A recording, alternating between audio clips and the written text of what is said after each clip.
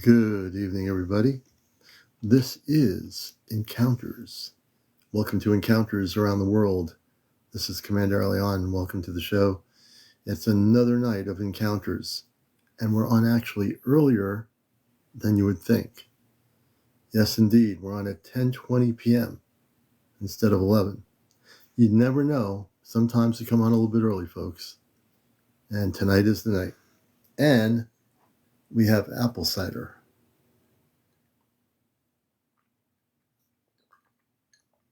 We got a refill of apple cider today. Hey, K. Smith, Ego, good evening, everybody. Time Man, Mayra, Trample Song, Birdman, James, let's see, Joan, Garden Key, Ahmad, hey, L1 and Z1, good to see you. Manuel, sign up for today.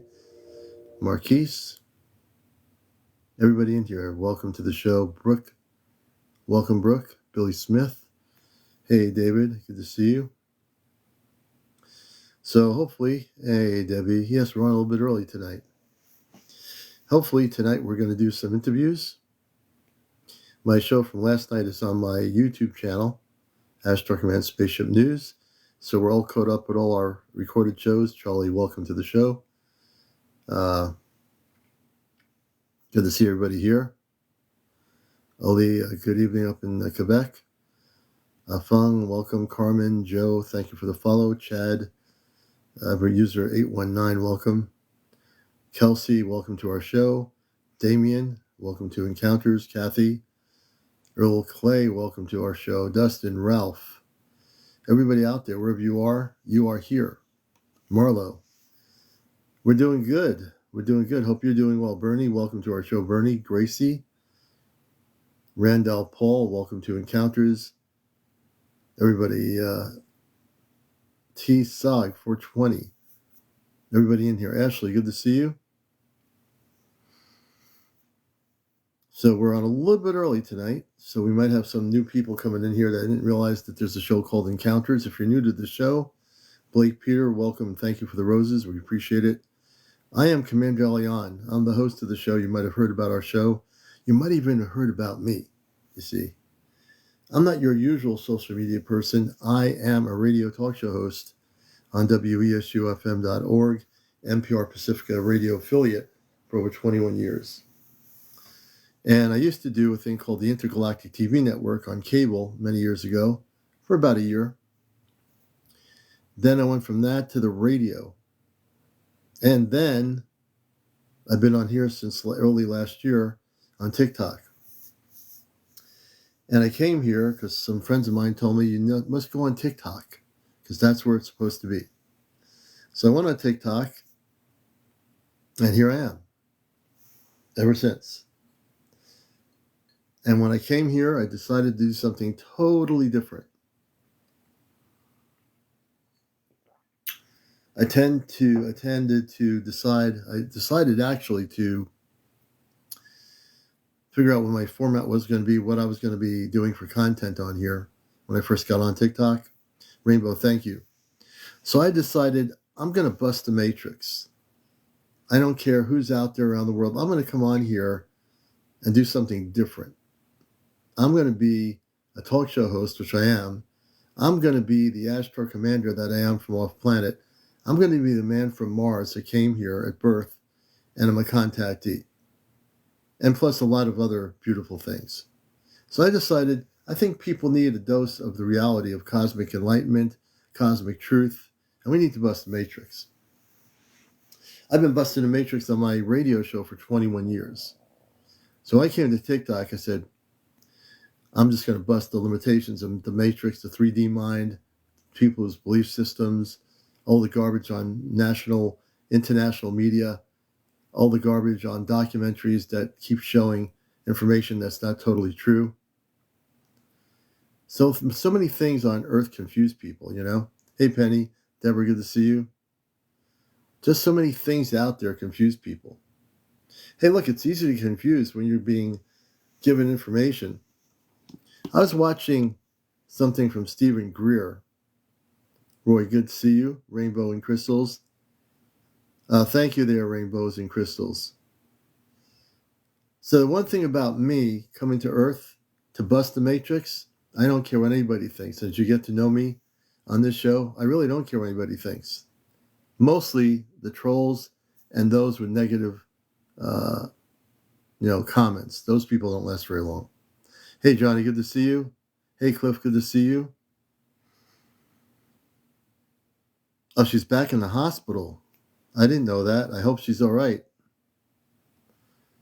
I hope she's all right. That's a bummer. Well, I'm sending prayers to April. She's back in the hospital. Okay. Oh, that's a real bummer. They better give her something that will fix the problem. Yeah, that's a very... Hey, Starseed, welcome. Yeah. Yep. Those people better get some good doctors helping April if she's in the hospital now. Yeah, that's a very big bummer. God bless them. My prayers go out to you. I am God reincarnate. Peter, we're all connected to God, brothers and sisters. We're all extensions of God. That's the beautiful thing, right?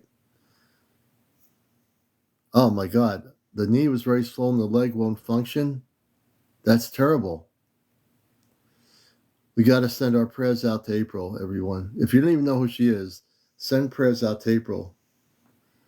You know, we really have to send prayers of light and love and healing energy to her. You know, we really do.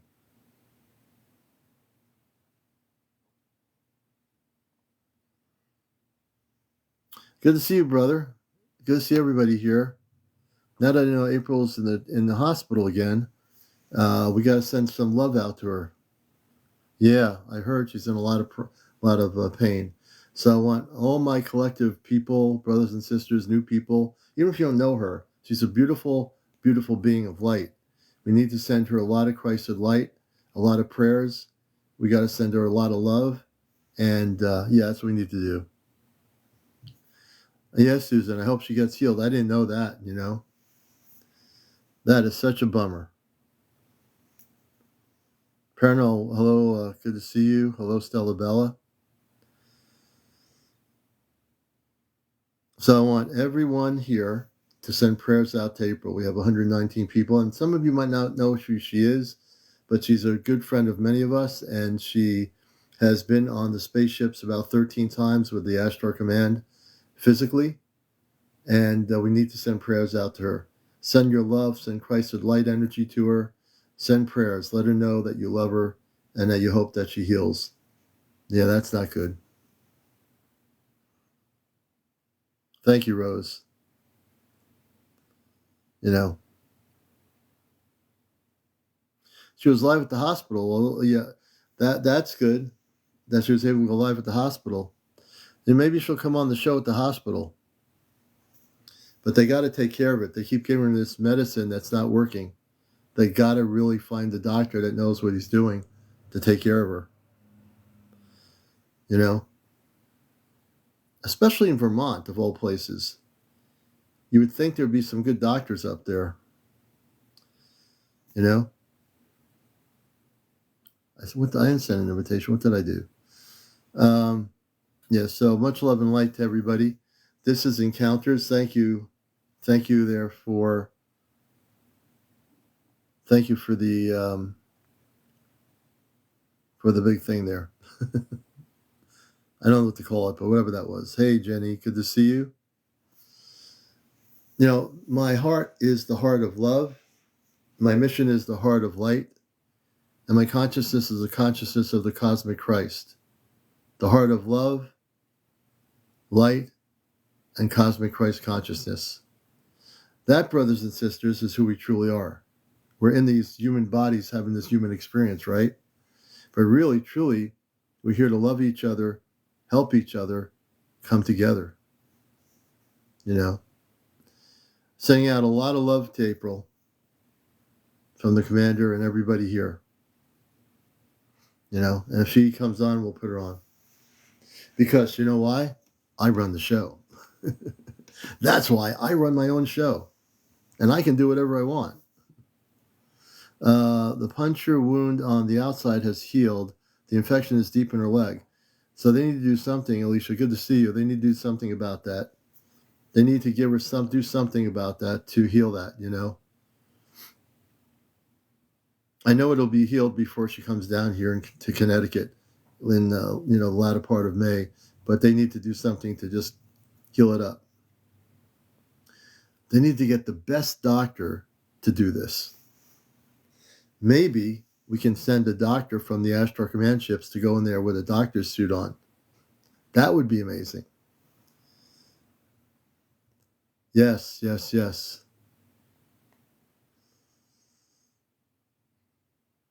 You know, so we hopefully can see that happen. Welcome everybody coming in here.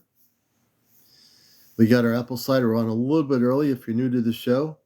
Before I put people on, I want to know what you wish to speak of.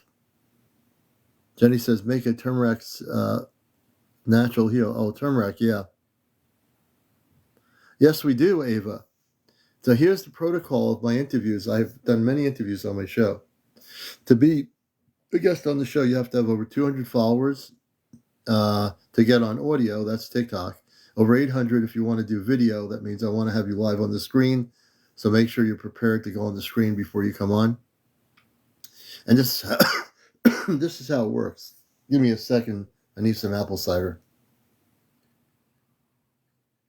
The way it works is, number one, you have to be over 18. Number two, no smoking of any sorts. Number three, no drinking of any sorts.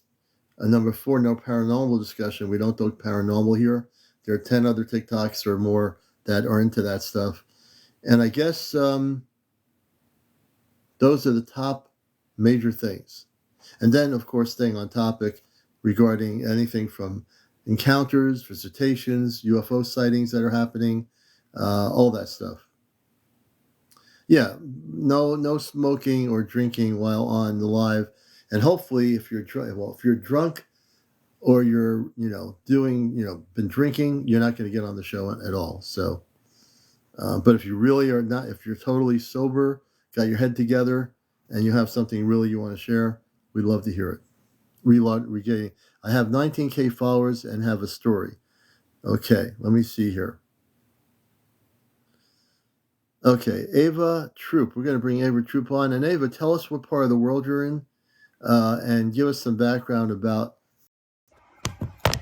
Hey, Ava, good to see you. Thank you for having me on your show. This is my first time meeting you, so I don't know much about you, but I love UFOs and I have a story. Okay, and well, just to let you know, because I'm usually on 11, I came on earlier. I'm a talk show host on radio on WESUFM.org, which is the NPR station in Connecticut. We go all over the world. So my friends a year ago told me, you got to get on TikTok. I said, why? There's a bunch of kids on there. I'm not going. So I went there, and within like less than a few weeks, I ended up at the time having to have 1,000 followers to go live. I went live, and I didn't know what I was going to do. I was still experimenting. Then I said, there's nobody doing a UFO talk show on here dealing with the spiritual aspects of UFOs, meaning visitations, encounters, crop circles, Bigfoot, fairies, mermaids. So I cover all that. And I've been on, I also work with the Ashtar Command. Have you heard of the Ashtar Command? Ashtar? Ashtar Command. No, Ashtar, Ashtar, Ashtar. Ashtar is it's actually the star beings, the space. I come from Mars originally. I'm a starseed. I came here beyond Earth. I'm fully conscious. I was contacting in the 60s, had my first sighting of a spaceship in my brother's room, and the ship was there. When I went up after dinner, the men and women were on the ship with light blue spacesuits. Very beautiful, very loving, and telepathic. That was my first experience. I'm just giving you a background of who I am. And so I don't come from here. I am human, but my consciousness is beyond Earth, and I'm very, very, activated. So that's a little bit of a bio here, but welcome to the show. I want to hear what you have to talk about. Cool. Yeah, I've heard a little bit about the whole Mars seed thing. I'm not one of those people. The panspermia thing has ground. Let's see, I'll talk about myself briefly, just because you gave a little spiel about you. Right. I am Ava Troop. I am an author. I wrote a book. My book isn't about UFOs, but just thought that gives some context. Let me just jump into my story. That's why I'm here. Okay, we try to stick with the spiritual context of encounters, UFOs, and that stuff. Alien, So right? if it's not aliens, but aliens don't really exist, but non-terrestrial beings do exist. People exist from other worlds, so we keep it as we want to keep them. We don't want to call them aliens because it's like me calling somebody a name, on Earth, and they say, "Why are you calling me that? That's not my name. That's not who I am." You know what I mean? So we want to be with the space people. They're called space people, space beings, light beings, star people. So I say if you call them star people, that would be more appropriate. Cool. I'll call them space people. That's good. Yeah, there you go. You're good. You're good Awesome. with that. Cool. Awesome. Ready? So I don't know how Yeah, old I was yeah. exactly. I just know I was a child. Um, I would say if I had to guess, age elementary school. So that would make Mm-hmm. it, Mm-hmm. let's say I was 9. So I was Mm-hmm. sleeping in my bed. And then I woke up and frame of my door, two space people, they looked like yellow, Hmm. translucent. Like, you know what a jellyfish looks like? Imagine like a jellyfish, but human You're saying formed. they And were you could human see the form, skeletons and inside of them. they were translucent. You were mentioning translucent, yes. Yeah, that's the word I was looking for, Right. translucent. I know what you mean. And they just stood there, and maybe it was just a dream, I think sometimes, but I'm talking about this now as a 25-year-old woman. There's probably a reason why that stuck with me. Mm-hmm. And I just don't know sometimes if it was all fake. Because the second I saw them, I just felt this, I think the most fear I've ever felt in a long time. Do you want to know if it's real? Would you like to know if it's real? I mean, yeah, yeah, tell me. But like, I I don't know if you I can tell me. I can read energy. People that watch me, I read energy because my Yeah. consciousness is fully awakened. So as you're telling me the story, I can tell you the way I felt too when I had my contact with the space people. I thought it was a dream, but I remembered it ever since the 1960s when I had this happen to me. I never forgot it. The reason why I never forgot it because it wasn't a dream. You're never going to forget that because the reason why you don't forget it, it's not a dream. You actually had an encounter with translucent beings. Your mind is telling you it's a dream, but it wasn't a dream. And if you go into meditation and listen to the inner voice of your soul, it'll tell you it was real. I just Does wish that I make could sense? find a picture of them online or something to prove that what I saw You don't wasn't just have. my mind. Because it's so Well, vivid in you my imagination, but I can't right. find anyone who has seen this. Okay, so let me explain something. Instead of reaching out for a picture, go within and do you meditate at all? Do you know how to I have, and I meditate? do. Yeah, I do. Okay. Here's the key. The fact is you know how to meditate. What I want you to do is go into meditation in a quiet space for yourself and and just picture what they look like and say, I am a Christed being of light and I wish to communicate with you again. I wish to know where you're from. Ask very specific questions. It might be done in 2 or 3 days that you're going to have a communications. It might take 2 weeks or 3 weeks. But if you do that instead of going outside of yourself to look for it, everything we have is within us. We keep to forget that because we have the human experience. So therefore, we want to go out somewhere else to get the information. We don't need to do that. We were gifted with the information inside of us, but we don't go there. We go to websites, pictures. It's all within you. You see. So I want you to Yeah, meditate and focus on inner reflection and picture who these beings were. They are waiting for you to reconnect with them if you're willing to do that. yeah, I am not willing. That's too scary for me, man. I'm sorry. Right. Well, I mean, if I you like get rid of the it. scariness, if you get It's rid of too the much. scariness, I would, what?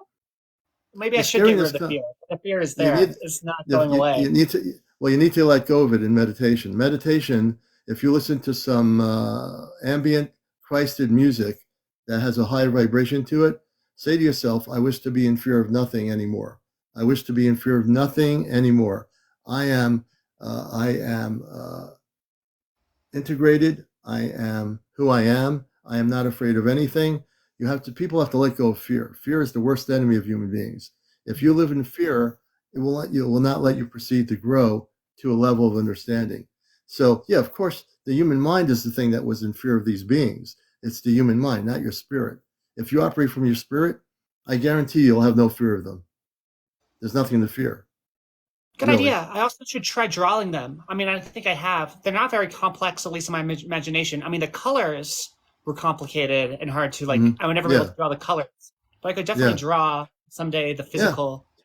That'd be yeah. fun. You will. You will have fun with it because I don't want you to have to live in fear of it. Obviously, they didn't do anything negative to you. And the fact is that it was unusual for your human mind to see that happening because they were translucent beings. So you're seeing them in a translucent level of light. But I would suggest really try to do this, for the next few weeks. Meditate and work on getting rid of your fear first. Tell your mind to stop it. Say to your mind, stop giving me this fear. I don't want it anymore. And if you tell your mind to stop it, I guarantee you're going to have the best contact experience in your life if you let the fear go. There really is nothing to be afraid of. Tell me In more about truth. your encounter then, because you say, have you seen beings, or what's your Oh, like? yes. Yes. Would The they beings would that they they were human. I mean, they certainly were human. My encounter when I was a kid, preteen, was men, women, and children on a spaceship, saucer ship, in the cul-de-sac when I lived in Long Island as a kid. I went upstairs. My brother and my mother and father were down in the kitchen. I had no reason to go upstairs. All of a sudden, I decided to go upstairs, past my room, go in my brother's room, open the wooden blinds, and there's a spaceship hovering almost at ground level with windows, like kind of slightly tinted, but the men and women were wearing light blue spacesuits, and they were beautiful. They were just beautiful, and even some of their kids were looking through the window. They were all looking at me, and they gave me a telepathic message saying, "You're not from this planet. You're from where we are. We're your cosmic family." I never forgot the message ever. That message lived with me up until now, and I can always tell that story. I remember what the ship looked like. I remember what the people looked like. At first I thought maybe the first week I thought maybe I'm dreaming. No, I came to the final conclusion that it was real. And I remember every single aspect of that night, you know? So that's my story. I mean, I've had a sighting of a spaceship in Connecticut over two football fields in length for 35 minutes, hovering above a condo complex in a hill before going into the woods. It was hovering for 35 minutes. This is before, in the 1980s, before they had TikTok and all this stuff. And I remember that like yesterday. I've had a lot of wow. experiences, you know, a lot. I'm a good teacher. I teach people my workshops. That's interesting. Workshops, how to go out of body in a Merkaba state. I take them in my workshops to a ship as big as the Earth, a planetary vessel, a golden ship of light.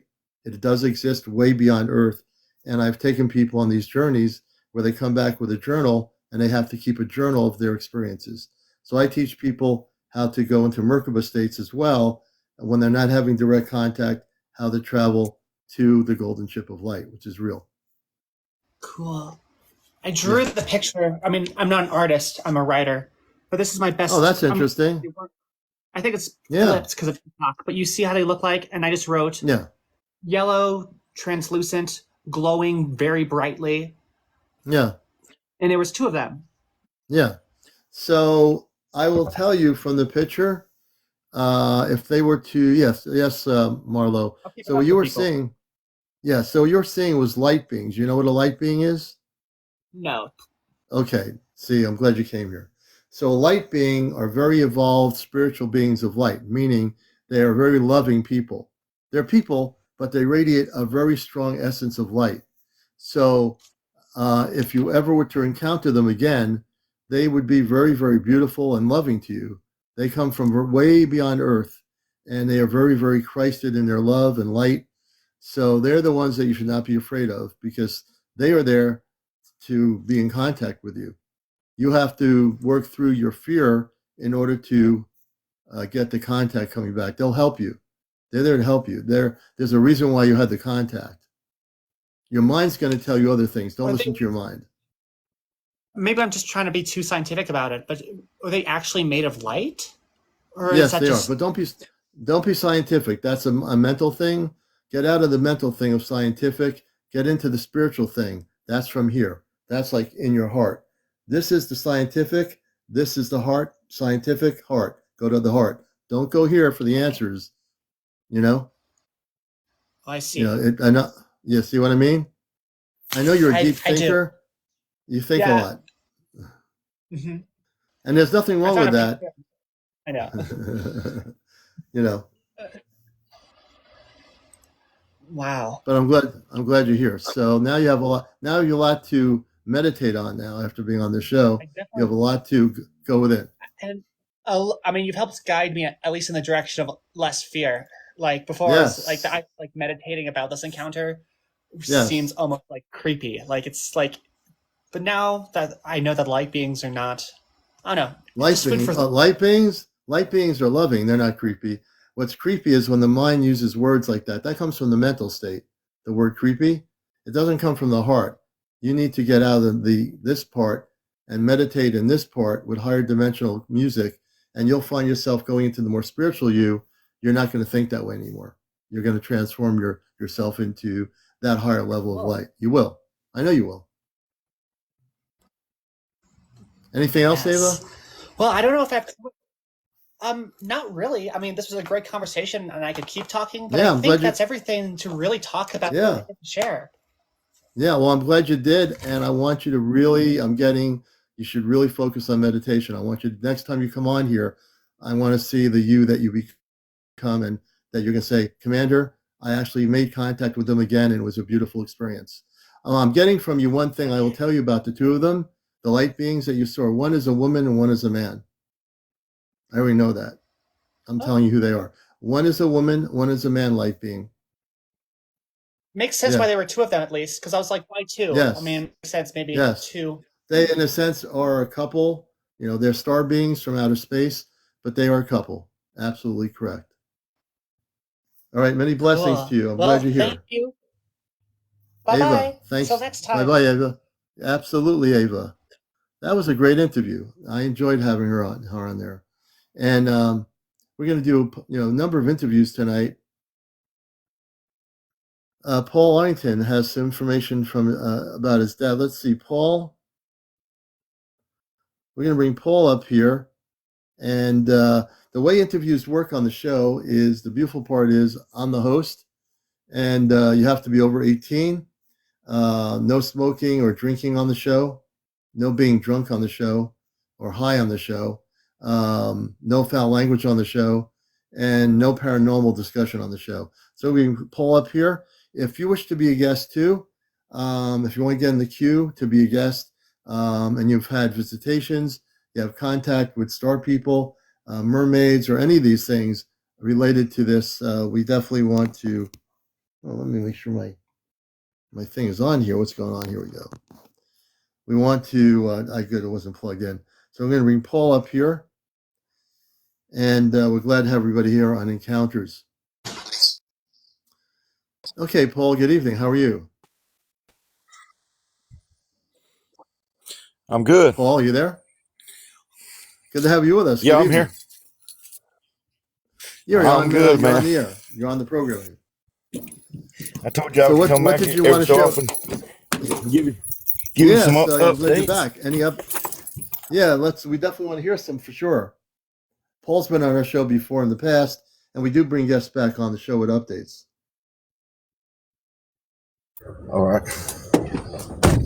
There we go. I can see you better now.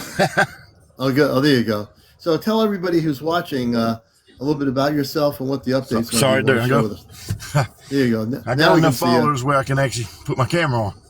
I know, it's pretty good, right? Yeah, there you go. I'm a little sunburnt. I've been coaching soccer today. Oh, there you go. I hope the kids are doing good. Well, I spoke to my... Yeah, well, we lost today, but we played the #1 team. We only lost by 1 goal. There you go. That's good. I used to play soccer when I was in high school. But anyway, so tell us a little about what's going on. Well, I talked to my dad today, and I was telling him about it, and he just, of course, again, warned me because, most of the stuff I talk about is, top secret. Right, so right. He said, I said, I don't need the FBI show. Right. But I think they know about a lot of it. And I was just wondering, and I didn't even know this until I talked to him, because we was Yeah. having a one-on-one talking. And, Daddy was always aware of Area 51. But, I mean, and he told me about a place in the world that I didn't even think was something going on, but is in the South Pole. Oh, the South Pole. Tell us about that. Yeah. All I know is it's pretty much just like the Antarctic, like I was telling you last time, where they have Right. bunkers that go under the ground, deep under the ground, just like Right. what is that one military base that's inside of a mountain where it goes many feet Are down? you talking about? Well, there's there's NORAD, which is Air Force in Colorado, but there are bases in mountains. I believe it's one of them. I can't remember. My dad was telling me about it one time, and he had told me about this one, and he said that was the most weirdest UFO that he had ever seen. And I said, I don't remember you telling me about it for. He said this one actually looked like it was made of crystal. Really? Crystal. Oh yeah, there's some spaceships that are made of crystal. Yeah. He said he'd never seen one. Again, it looked oval shaped, and it also had a point on it. Like the back end of it was like round, oval shaped, and then the front tail of it was like and made of a crystal, so the crystal structure, the ship itself, right? Interesting. Yep. Yeah, that would be definitely extraterrestrial space type craft. Nothing that we would have on Earth. That one supposedly they found frozen in ice. Yeah, in the South Pole. Yep, and he said they identified that one being. How many years did he say that thing was? I want to say he was saying that one was around 3,000 years old. 3,000 years old. Did they ever get the craft out of the ice? Yeah, they did. That's why it's in a bunker. Did they ever find anything in the craft, like any beings or anything in the craft? He said, from far as he knew at that time, they haven't been able to open it. They tried every instrument they could to open it, and they could not open it. He said if there's anything inside of it, they at that time had not got into it. Right. Because what happens if there is space people in there and they're just asleep? Like they're like in a stasis where they're not, the word stasis exactly. They could be sleeping, not knowing that they've been taken out of the ice thing. Now they're in a bunker somewhere and they're still in their ship.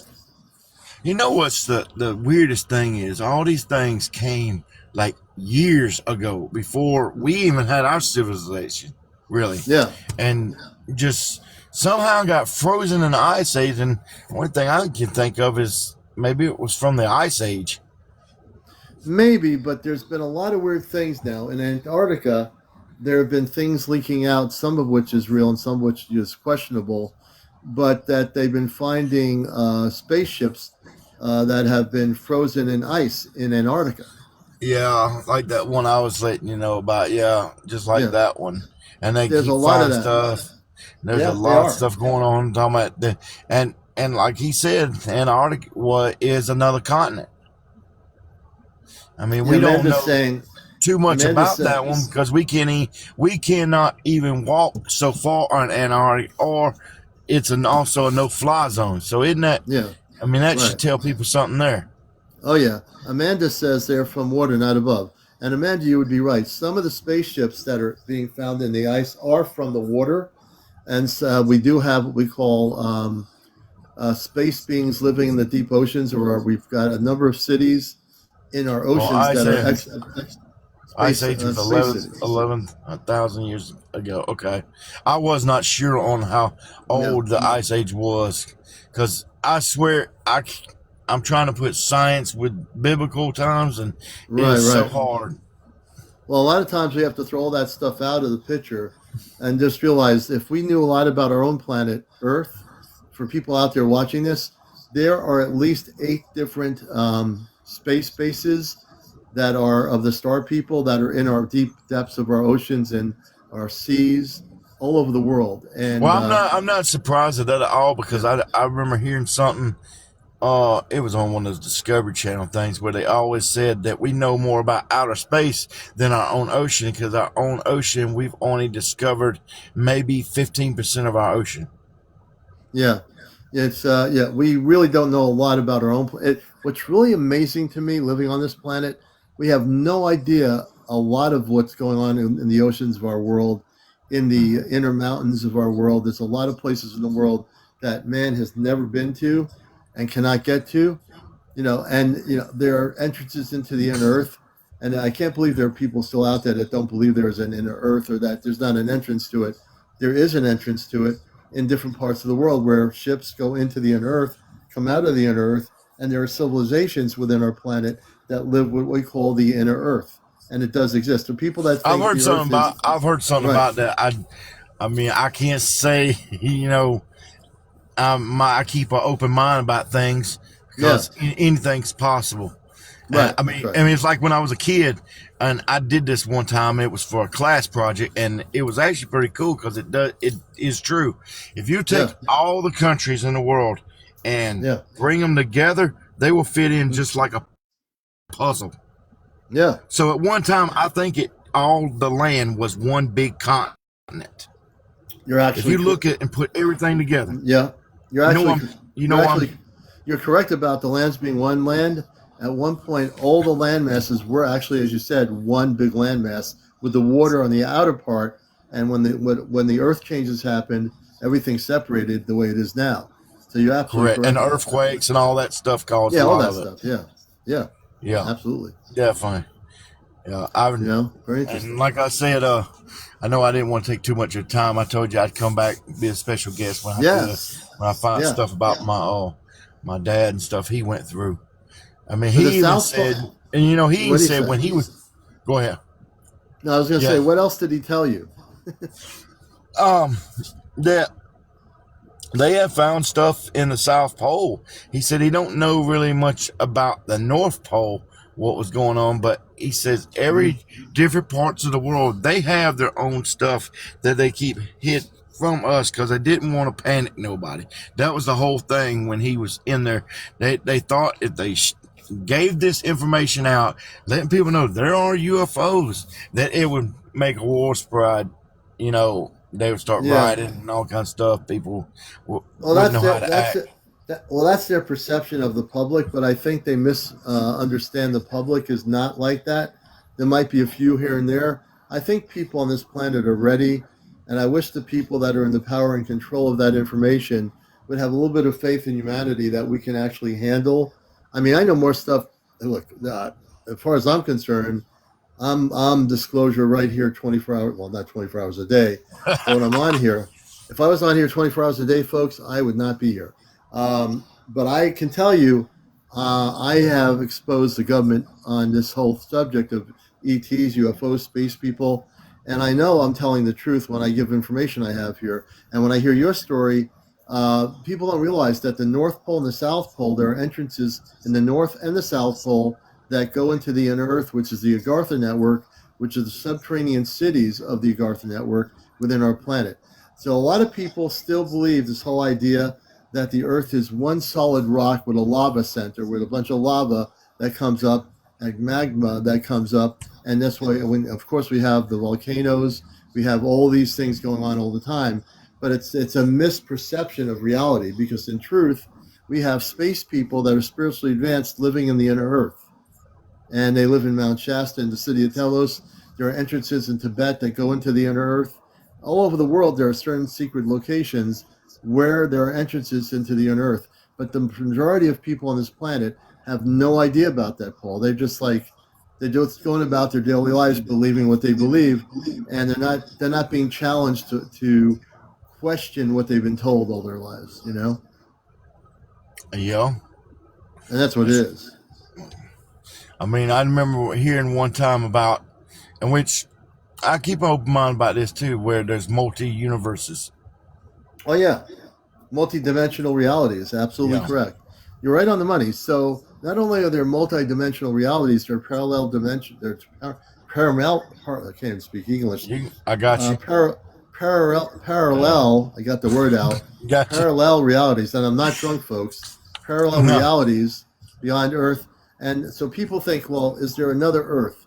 Well, there is. There's many planets like Earth. There are many planets like Mars, Venus, whatever. They're all in different multiple realities. So the Earth that we're in here, yes, Lisa, multiple dimensions. Thank you, Zucker, for the rose. So if you look at the Earth we're in, there's another Earth on one side of us that's having even a worse problem with the way that people are living, and maybe that planet's in disarray. On the other side of it, there's a planet that's having a better situation. And if you look at our Earth is going into an ascension, which is a good thing. Our planet, even though it looks like everything's crazy and falling apart, it really isn't. That's just, all that stuff's going to change. Our planet is going, if our planet was not going to be here, people, during the Cold War when I grew up, this planet would have been totally obliterated by nuclear bombs. The reason why this planet still exists, and I don't care what age you are, because I grew up remembering they had drills about nuclear war, and we had these signs where we had to go into certain places or get under the desk, even in the 60s. Yeah, I remember hearing something about that too, because we had to do everybody was so scared because Russia had their missiles pointing right at us. Oh yeah. So some of these people made money off this, and they literally had bomb shelters built. I actually, when I was a kid, got to go in one of those. It was kind of neat. Yeah. But the reason why these things happen, this is the craziest part of growing up on this planet, growing up during the Cold War. They told us to get under the desk, and then that would protect us from the nuclear explosion, radiation or whatever.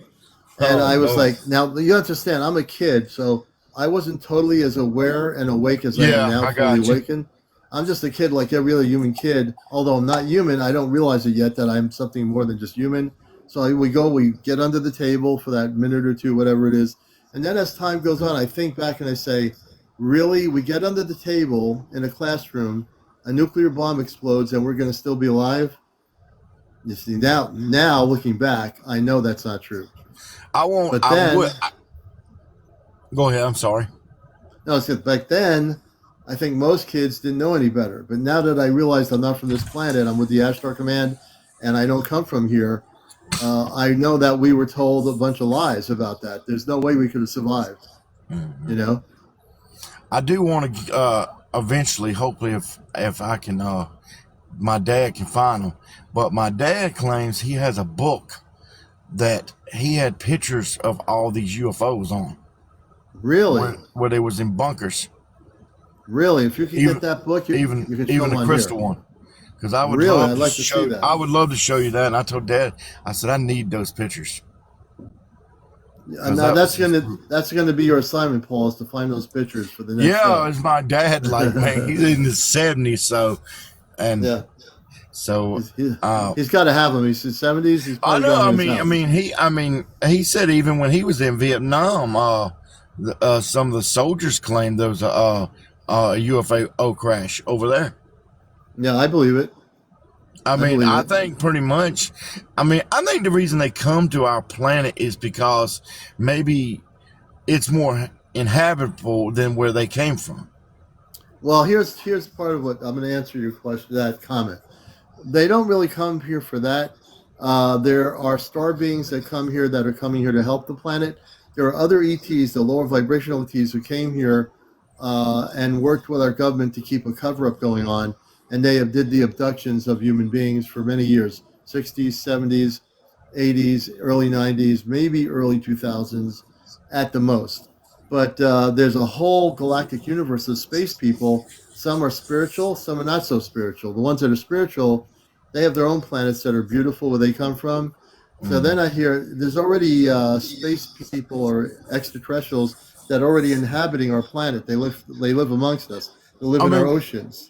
My question is, what I've always wondered, because I do know the ones Dad talked about, where the bodies that were recovered from the UFOs looked a lot human, like humans. Right. So I wonder does all of them look like that, or do? Well, you're talking about the ones. I'm talking about the ones that have like the Zeta, the ones with the big heads and the big eyes. These actually look human. Dad said that they were taller than us, but they look just like we do. Okay. Well, those would be tall and human like us. Those would be more star people type of beings. And if we have gotten those beings in captivity and they're alive, I don't know. He's in his 70s, your dad. So he actually saw these tall beings that were human. That's interesting. That is very interesting. I mean, the one time that I knew there was definitely something out here, and I don't know if you knew about this, but when NASA covered up the SOS that we received from many light years away. Yeah. Are you aware of that one? I'm aware of that, and also aware that the SETI program had information, and the SETI program acted like they were looking for life out there in the universe, and yet they denied ever finding it for years. Same thing. Cover up. Because I do remember now. I think the latest one I heard was they using that new telescope, and they found a planet that showed a city of light. Right, I saw that. You saw that one? Yeah, now that's an actual photo from our telescope that was into space. It did pick that up. So the point is that there are other planets with civilizations that live. That's planet, wherever it is, with its lights, could be a very advanced civilization compared to ours. And so they know that there's planets with life on other planets that are very advanced. They're never going to tell the truth about that. Our governments will never around the world tell the truth about the fact that there are space people from other worlds that are coming to Earth. And there's always going to be cover-ups. There's always. Except they act like someone got to hide something. Well, and I don't think some people could take it like if there was aliens walking among us they knew about. Well, you know what? There are no aliens. I know this is going to kind of blow people's minds, but I prefer to teach people, don't use the word alien. It's a media-related word from Hollywood, and it's also used in documentaries on media. These are space beings, non-terrestrial beings. Some of them are star family beings. What I call star family are people from higher levels of consciousness that are human like us. But there really, folks, aren't anything called aliens. It's a media-created word that really doesn't really talk about the relevancy of who these beings are. They're not aliens, but they are people. Some of them are not people. Some of them are translucent beings. Some of them are light beings. Some of them are plasma beings. Some of them are angels. So the word alien is going to be a tough thing to get rid of in our society around the world. Yeah. But I try to have people not use it because it's like calling somebody a name or bullying somebody in high school or grade school and saying, this is what you are. And you know how kids get bullied? Yeah. So we want to get away from the word alien, and if anything, call them star people, star beings, non-terrestrial beings is the best word. I think I get you on that. What I thought was the most weird thing that Dad always said was their bodies are just as fragile as ours. Mm-hmm. And I just always thought that was something. Now, did your dad see all kinds of bodies of non-terrestrial beings when he was in that program that he was in? He's seen some. Yeah, he's seen some of them. We have to get those pictures. He's seen more of the spaceships than he's seen the bodies. Yeah. But he had like some kind of photograph book, if he can find it, that had mainly the spaceships in it. I can't remember if he said he had bodies in it, but I do know all the spaceships that he knows about that was recovered are in that book taking pictures. And these were photo pictures that he even has the pictures that was somebody had taken for the one that crashed in New Mexico is in there back in the 50s. Oh, the Mexico. You're talking about Roswell. Yeah. Yeah, 1947. There were other crashes after that, but 1947. Well, the one he's got, I remember it because he had a date under it, and it was like it was either in the mid 50s, I think. Okay. No, there were other crashes that happened after 1947. But he said that, like, he said the one reason, like, a lot of people don't realize is Area 51. The reason they decided to have that location in Area 51 is because that's where a lot of UFO sightings were and crashes. Really? That was the basis for the Area 51, was because the UFO activity was a there big before the activity base. there. Yes. And there still is a lot of activity over that area. Now some of it is our own reverse engineered technology at this point. Mm-hmm. So you have to know the difference between our stuff and the stuff that is not ours, you know. And see, the thing was about the one that crashed that was in the 50s is because the pictures he showed actually showed them loading this thing up and taking it back to the base. And they had to actually, Dad said they had to reassemble this thing. Yeah. Because of the crash. Yeah. Yeah. Michael says because of nuclear weapons testing. That's true. Back in the 50s through the 60s. They did test nuclear weapons out there. That the Star people came with their spaceships to monitor our activity with nuclear weapons. And a lot of the nuclear missile silos were shut down by the Ashtar Command, which I worked with. But the main place they tested it was a place called Nuketown. There's basically a town literally out there called Nuketown. Nuketown. And what is Nuketown? It's a military place. It's where they test and literally blow up this town with nuclear weapons. Nuclear weapons on our soil. That was a long time ago, though. I don't know about what it is now. Not anymore, because back in the 60s, they have a nuclear test ban in the United States. They can't do. They used to do. But it probably was not the type of using the type of as much. What did they call that? Cranium? Am I saying that right? Oh, no, you're talking about uranium. Yeah, uranium. They're probably not using as much uranium as they are now in nuclear missiles. Right. And that's probably why it didn't do too much damage, but I am sure there's still radiation there. But there's radiation in Nevada. In the 1960s, before the nuclear test ban, our government did above ground nuclear testing in that region of Nevada. That's why a lot of people have cancer, because what happened is the radiation fallout caused cancer in a lot of people there. Mm-hmm. But they have banned nuclear. There's not supposed to be any more nuclear. Yeah. I'm just saying at one time there was a town there, and the town may still exist there. Yeah. There. But it was tested for nuclear weapons. Oh, yeah.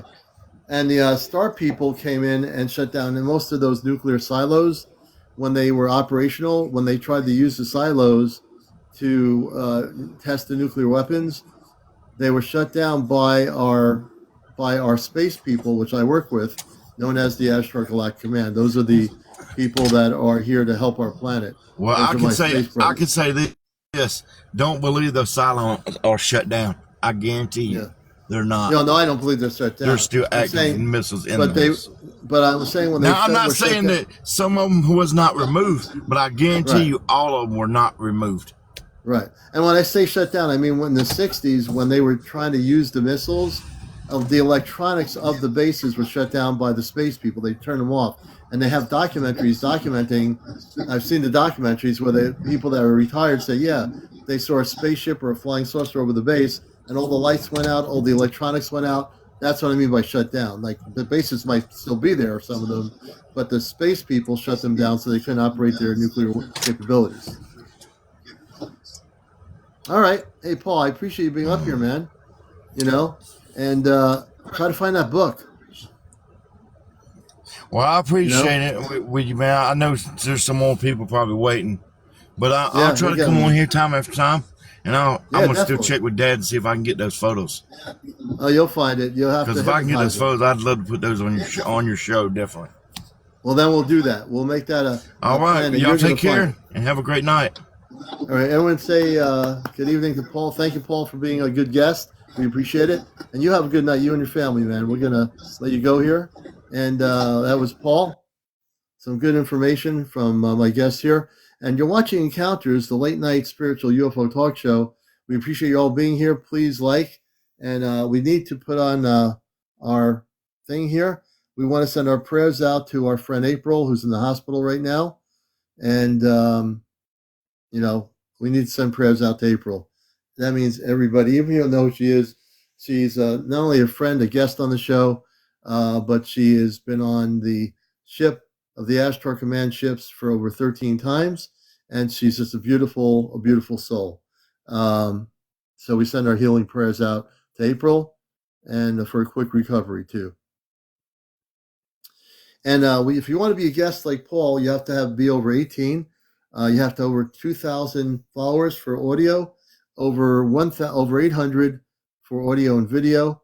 And again, we deal with the subject, if you're new to it, over 18, no drinking on the air, no drugs on the air, no smoking on the air of any sort, no paranormal discussions of any sort.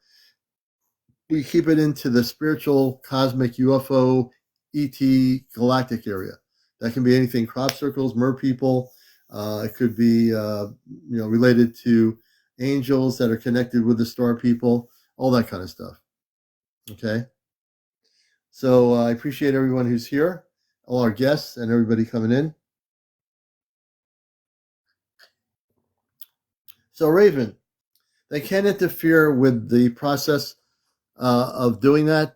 When I had my thing happen to me 2 months ago, I basically healed myself. I had to work it out. It took me a while.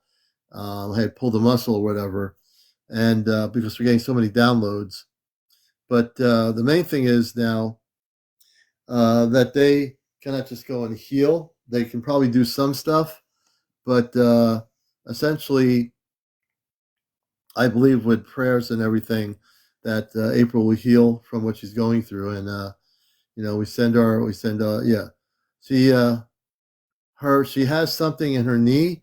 The other thing is healing, but now there's something else going on, and that's why she's in the hospital. So all people need to do is just send love and prayers and just be that light, be that love, and that's all you can do.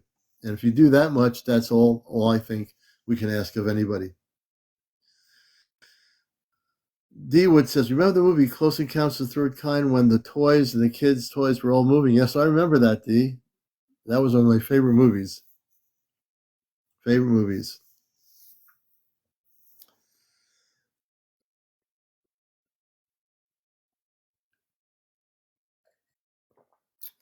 And please feel free to support the programming here on Encounters by gifting us. We're doing hanging lights tonight. You can also Venmo us if you wish to, and also become a subscriber to the show for a month, 2 months, whatever you wish to do. And we're dedicated to the mission here, busting the matrix, interviewing people, hearing your stories, hearing things that nobody else tells you on any other network or TV network or cable network or whatever it is. Jackie F., thank you very much. I appreciate that. And so it means a lot to me for those that could do the gifting. If you don't have funds to do it, don't do it. We're just glad to have you here as a viewer, so welcome to the show.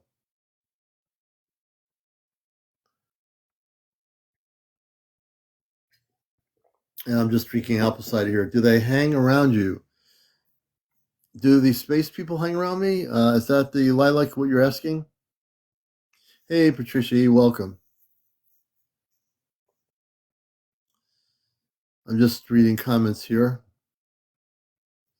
Hey, Judy, thanks for the like. Oh, the space beings, we have four Ashtar Command beings here that are with me. They're actually cloaked, but they are here. They're with actually myself, Kit Kat, Johnny, Chesno, and April. Well, April has more than four, but there's four per person. I have a numb feet from being diabetic. Oh, okay. Mike says Mount Herman. James Snell, you relax, man. Calm down. You're getting too crazy. I didn't even see your question. I'm just kidding. You need to just relax, man. Mellow out. Take a deep breath. Stop getting so excited. What are you getting excited about? Relax. It's a Monday night. Arizona has one. Mike says, I got abducted constantly. Renee. Renee, would you like to be a guest on my show? Renee, you say you got abducted constantly. I'd like to hear your story. It sounds that you have a story to tell. I might have to get more apple cider in a few minutes. Okay, we're going to bring Renee on. Renee is a abductee, and we're going to find out where Renee is and welcome her to the show. Renee is our third guest for tonight. And Renee, just press the accept button and you'll come on audio on Encounters. So Renee's an abductee, at least that's what I think she is. Depending on her story, I'll see whether she's a contactee or an abductee. So Renee, all you have to do is accept the request. Hey, Linda, you have to just press the button there. If you press the multi-guest button at the bottom, I can get you on here. And we can hear your story.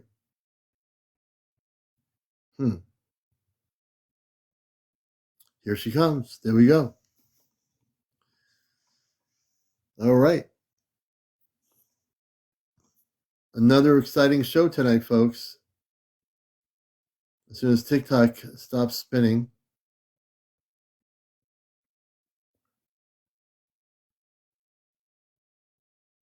We'll get her on here. She's almost there if TikTok stops doing what it's doing.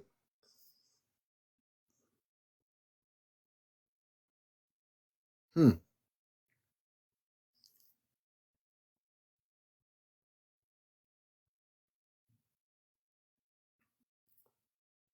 know she'll be here in a minute. We're trying to see.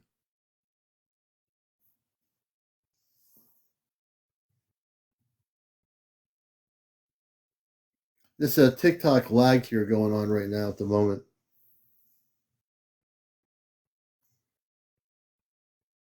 Oh. Alrighty, that was interesting. Let's see if we can get Renee back on here. I know what happened, Renee. We're going to bring you back on. Say hello. Let me go backwards here. I'll find her.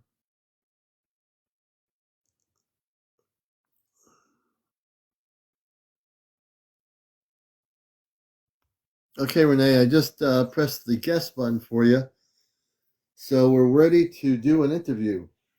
Unless I go out of screen here. Try to press the accept button again. We'll see if we can get you on here. I think it'll work, maybe. Let's see.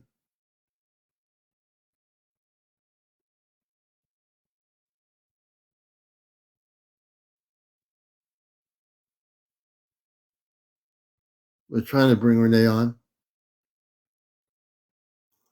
You're only going to be on audio. She's trying to come on, but we're having some problems here.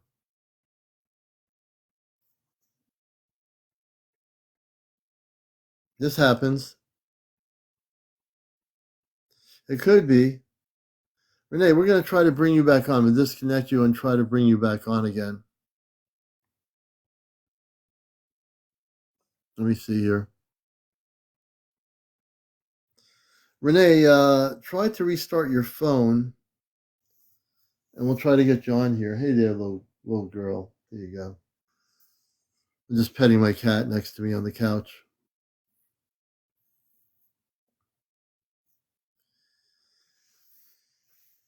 Hey, Princess Eyes. Let's see if I can get Renee back on here. This is Encounters, the spiritual late night UFO talk show. Give me a moment of time here.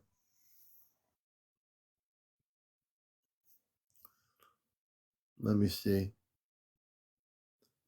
We're going to find and see if Renee could restart her phone.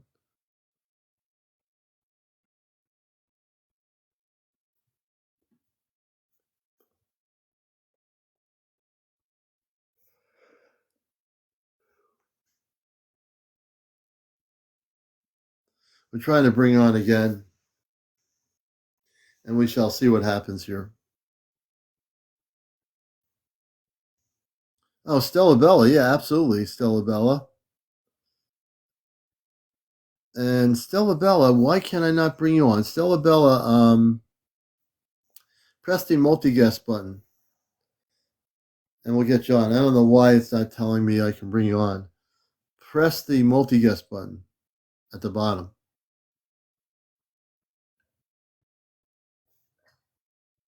Oh, there you go. And we're going to bring Stella Bella on here. All right, let's see what happens. Okay, my cat. I think there we go. Stella Bella's having no problems. Good evening there, kitty.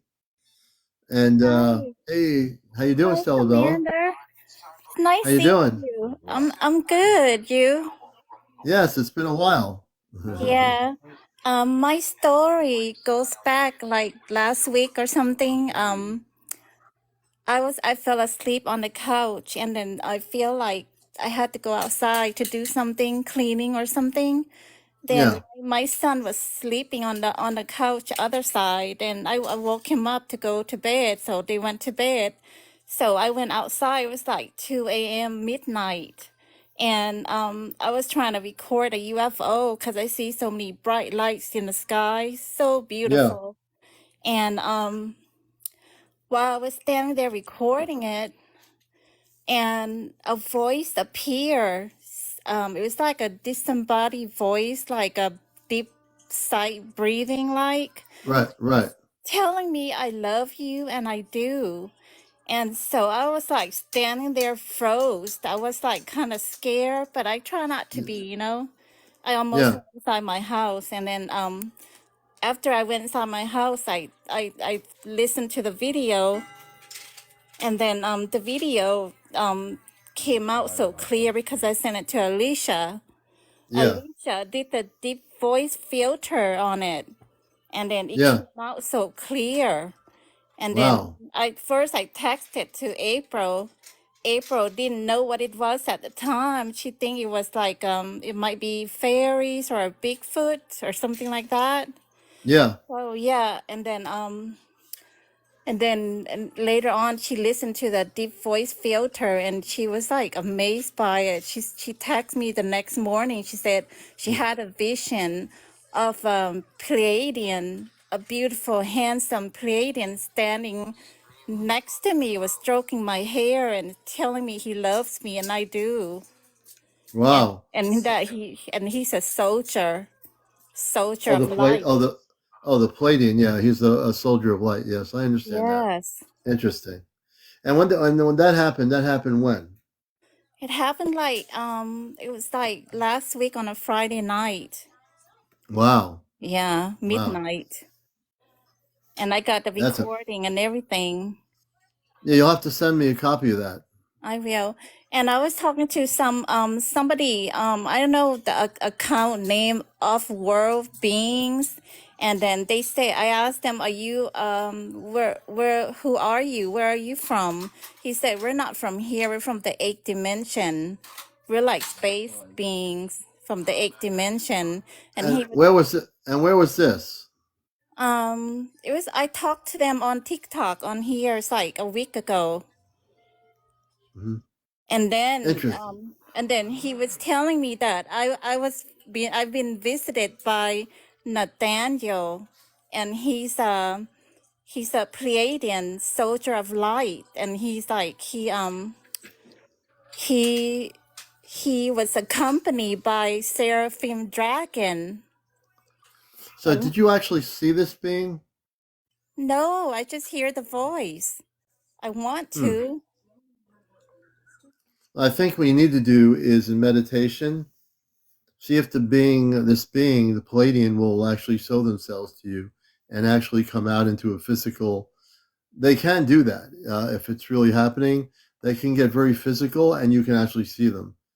Yes, and the world of beings on here on TikTok, and he was saying, and they were telling me that he's protecting me and my children, and he said he's protecting me from like bad entities, from anything that's negativity, and then he's always here with me, and then we share in reincarnation together through planet and Earth. Yeah.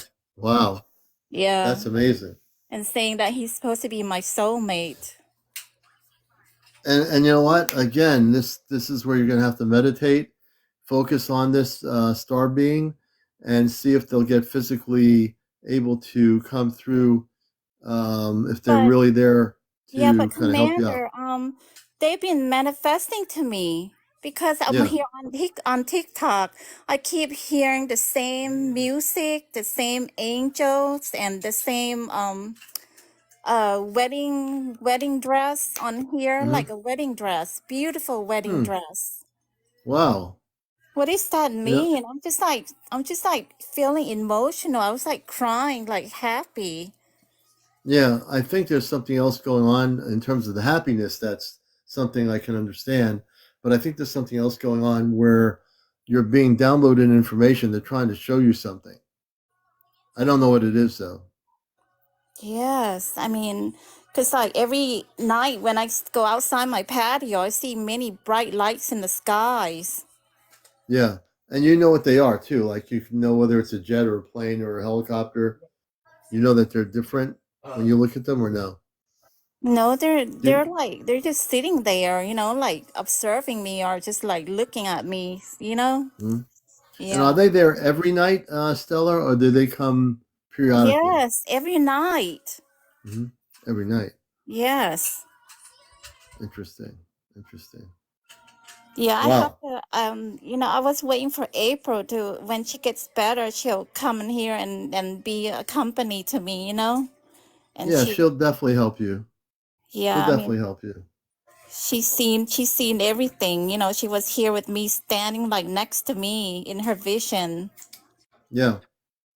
No, she will. Yeah, it was like amazing. It was like beautiful. It's like almost like a love story. And you know what? I think there's a love story there that we're gonna. I think if you meditate tonight after your, whatever time you meditate, go back to that picturesque story and see if you can get more information in your mind, your consciousness of what's Yes. going on with that. I think Oh, there's something certainly going on. Zoom says I got chills when he heard the story. They are your protectors. Lisa said they're most likely your protectors. Like April has her protectors, you have your protectors too. yeah, they're like from the soldier of light, you Yeah, know. Yeah. yeah, And very then interesting. it happened again for me. I fell asleep on the couch. It was thinking like 2 days ago. I fell asleep on your show. And then Yeah, I fell asleep like I was dreaming, like a dreaming, like a beautiful, handsome Pleiadian man with a long blonde hair was handing me a big bouquet of roses, like a yeah. dozen of roses. Wow, that's pretty cool. Yes,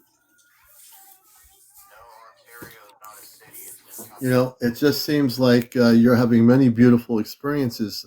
What I can understand and what you're sharing, you're having some very beautiful experiences. Jim, thanks for the roses. We appreciate that.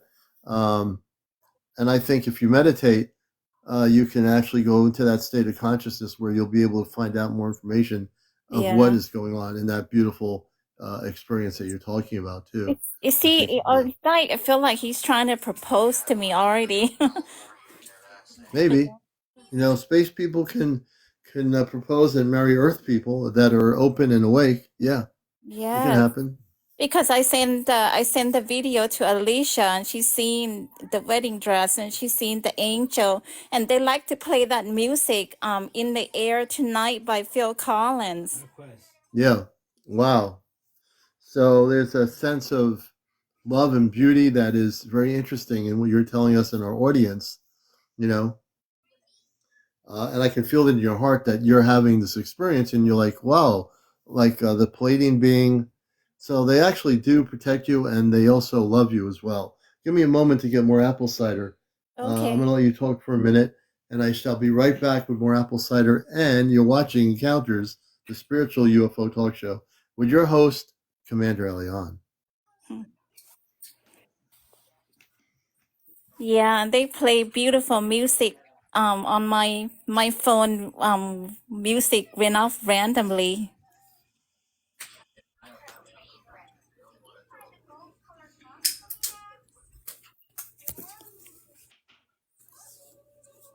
This is my first time, y'all, because I'm not used to going live, so you know.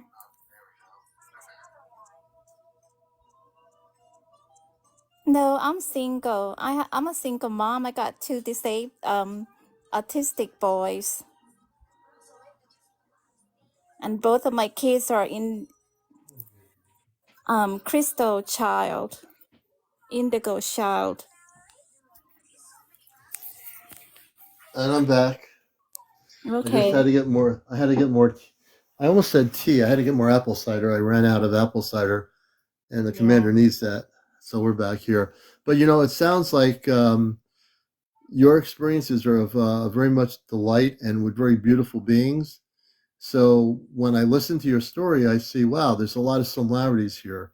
Our friends in the Appalachian Mountains in Pennsylvania, Half Pint, Ray and Mary, they've been having contact with the Anunnaki. Wow. You see, Yeah. I they're know. documenting. Yes. So not only are you having contact, they're having contact. I've interviewed a number of people recently that are having contact with different star people, different star nations, so to speak, Yes. And it's just more and more that's going to happen. I think when people finally have their contact with a angelic being or an angelic planetary being or a star being from a different planet, it will change their lives. And if they never have had that experience, if it doesn't change their lives, then there's something wrong with that person if they can't after having that experience. Yeah, I'm just so happy. I'm just happy, crying with tears. I'm just crying a lot. Just happy that I know that he's out there loving me. Yes, I completely understand that. But how could I send you the video, Commander? Okay, I'm going to give you my email address. So what you're going to do is send it to me on my email, which I'll actually put here in the broadcast under comments. Let me just do this. This is where if people have UFO video, clear, good footage, send it to CmdrAleon. Okay. At AOL.com. That's my email for the show, and I'll get the email and the attachment of the video, and I can take a look at it too. All right, I will. I'll send it. What is it again? I'm sorry. Oh, don't be sorry. It's CmdrAleon. CmdR. Yeah, CmdRAleon, like Alion. Oh, okay. At AOL.com, Stella. Yeah, send it there, and I'll get a look at it. Okay, I will. I'm glad you came on here to share a little bit about your light stories. Yeah, I thought April done sent it to you, the video. I don't think I have gotten a video, so just send it directly and I'll get it. Okay. Yeah, he say I love you, and I do. Alicia heard it. Yeah. I heard the space being say that to you? Yes. Was it coming over your phone? Yes. You have you have two phones? No, I only have one phone, and sometimes the music came on randomly. It's just beautiful music. Really? So the space people, this is interesting. They're utilizing your phone to communicate with you with music and words. Yes. Interesting. Very interesting. Hey, look, that's a beautiful thing. Absolutely, without a question. Yeah, Pleiadian are beautiful. Oh, the Pleiadians, yes. Pleiadian, there's more Pleiadians amongst the star groupings that are actually coming to Earth to connect with people. A lot of that's going to start happening now. Yes. Much, greatly than people know. Hey, Stella, thank you so much for being here. Thank you, Commander, for having You're up here. blessed. Thank you for having the courage to come on here on the show. We really appreciate you so much. Okay, thank you. Okay, that's Stella Bella, and we're going to let her go. How do I opt out? I'm going to do that for you. Okay, all right, thank you. All right, thank you, Stella. Much peace and blessings to you. And that was Stella Bella. Another person having positive encounters. Very, very beautiful. If you have a story to tell and you have over 200 followers, you can come on live audio. If you have over 800, they've lowered it to 800. You can come on actually video and be on the show. So we appreciate everybody coming in here as we are still broadcasting live.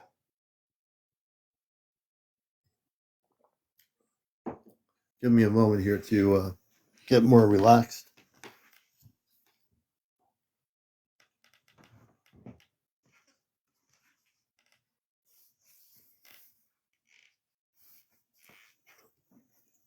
All right, this is much better. Much better. Hey, Half Pint. That's Mary and Ray up in the Appalachians. Hey, Half Pint, good to see you guys here tonight.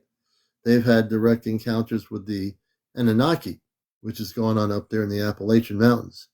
Hey, Mystical Portal, good to see you. Blessings. UFO contacted me, told me to work. That person, him, what do you mean UFO contacted me, told me to work?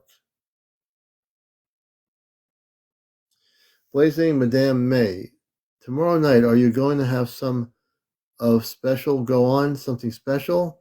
Not that I'm aware of.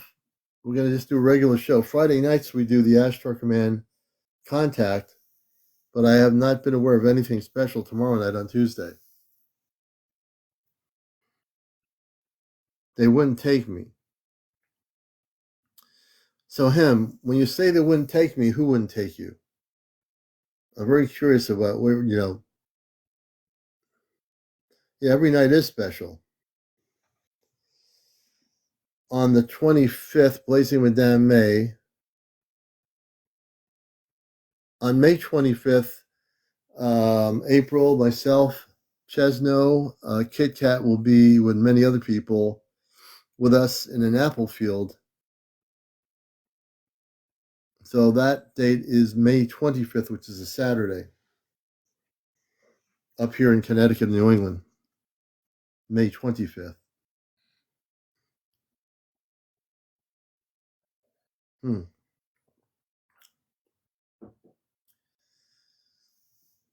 And if you have any stories, new people out here, if you're not familiar with the show, yes, May 25th, yes.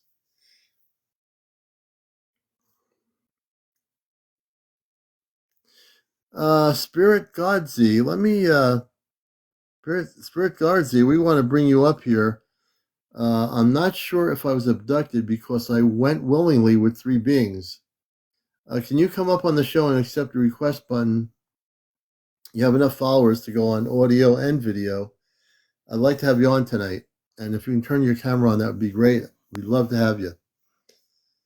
And let's see what's going on here with TikTok. Hey, Spirit Godsy, welcome.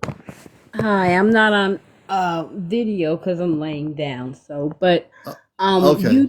You asked me to come on your live a while ago on another live. You was on you were on another live and you said come to my live. This was a while ago, but what happened to? And I don't know. I'm still trying to make.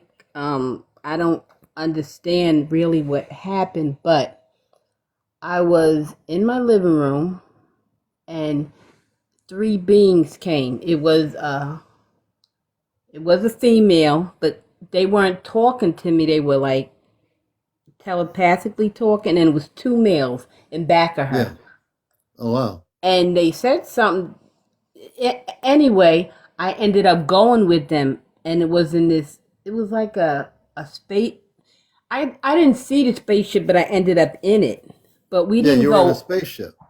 No, it was something. I was sitting in something like almost like a saucer, like a flying saucer spaceship. Yeah. So, but we didn't go up and out. We went to the side. When you say you went to the side, can you explain that for the viewers here? What you mean? Like the spaceship went like into another portal. We didn't go up. We went. I got it, and we went to whatever. Yeah, so I think what you're saying is the spaceship went through another dimensional portal. Yeah, and I was sitting in it. So then within a couple of seconds, I was in this. It was because I used to be a nurse in a hospital, so the room was lighted up. So it was so lit up, and I ended up on the table. It was cold in there. I could see other people, like other humans, I guess. They went other rooms. I laid down, and then they did something to my brain. When you I said guess when they did something to your brain, did they do something physical, or did they do something? Did they do anything that was effectively hurting you physically, or not? No, it was a good experience, and then it was good. Yeah, and then before I know it, now all of a sudden, I always had intuition, but now it's heightened. Yeah. Was So it I don't heightened know. I don't after know you who went they to? were. Yeah. What did they look like? Okay, the woman, she looked like she was bluish. Bluish. Yeah, like a bluish, like a light bluish. And I didn't see, no hair. No hair. No, and it was too. Did she look beautiful? Did they look kind of beautiful? Like no, nope, no, nope. Just I could tell she was a female because she was speaking to me, and I said, I ended up going. I went willingly, and then there were two men in back of her, and they were taller and had no hair neither. Mm-hmm. So from their expressions, did they have like a mouth, a nose, two eyes, and all that? She had her eyes, but she didn't say nothing out of her mouth. Mm-hmm. And so after I had that experience, and then I don't know, I be getting these dreams and I get intuition even more. Yeah. And I was like, wow, that's weird. So then like 4 months later, maybe 4 or 5 months later, this time I was sleeping and this being came, but I could only see his feet. They were very big. So I could stand right next to my head could like be beside his ankle. Right. Big gigantic sandals. Wow. I looked up and I seen hairy legs with a skirt. And when I looked all the way up at the top, he had a like an eagle head, and he was looking down at me. Right? Listen to this. This is crazy.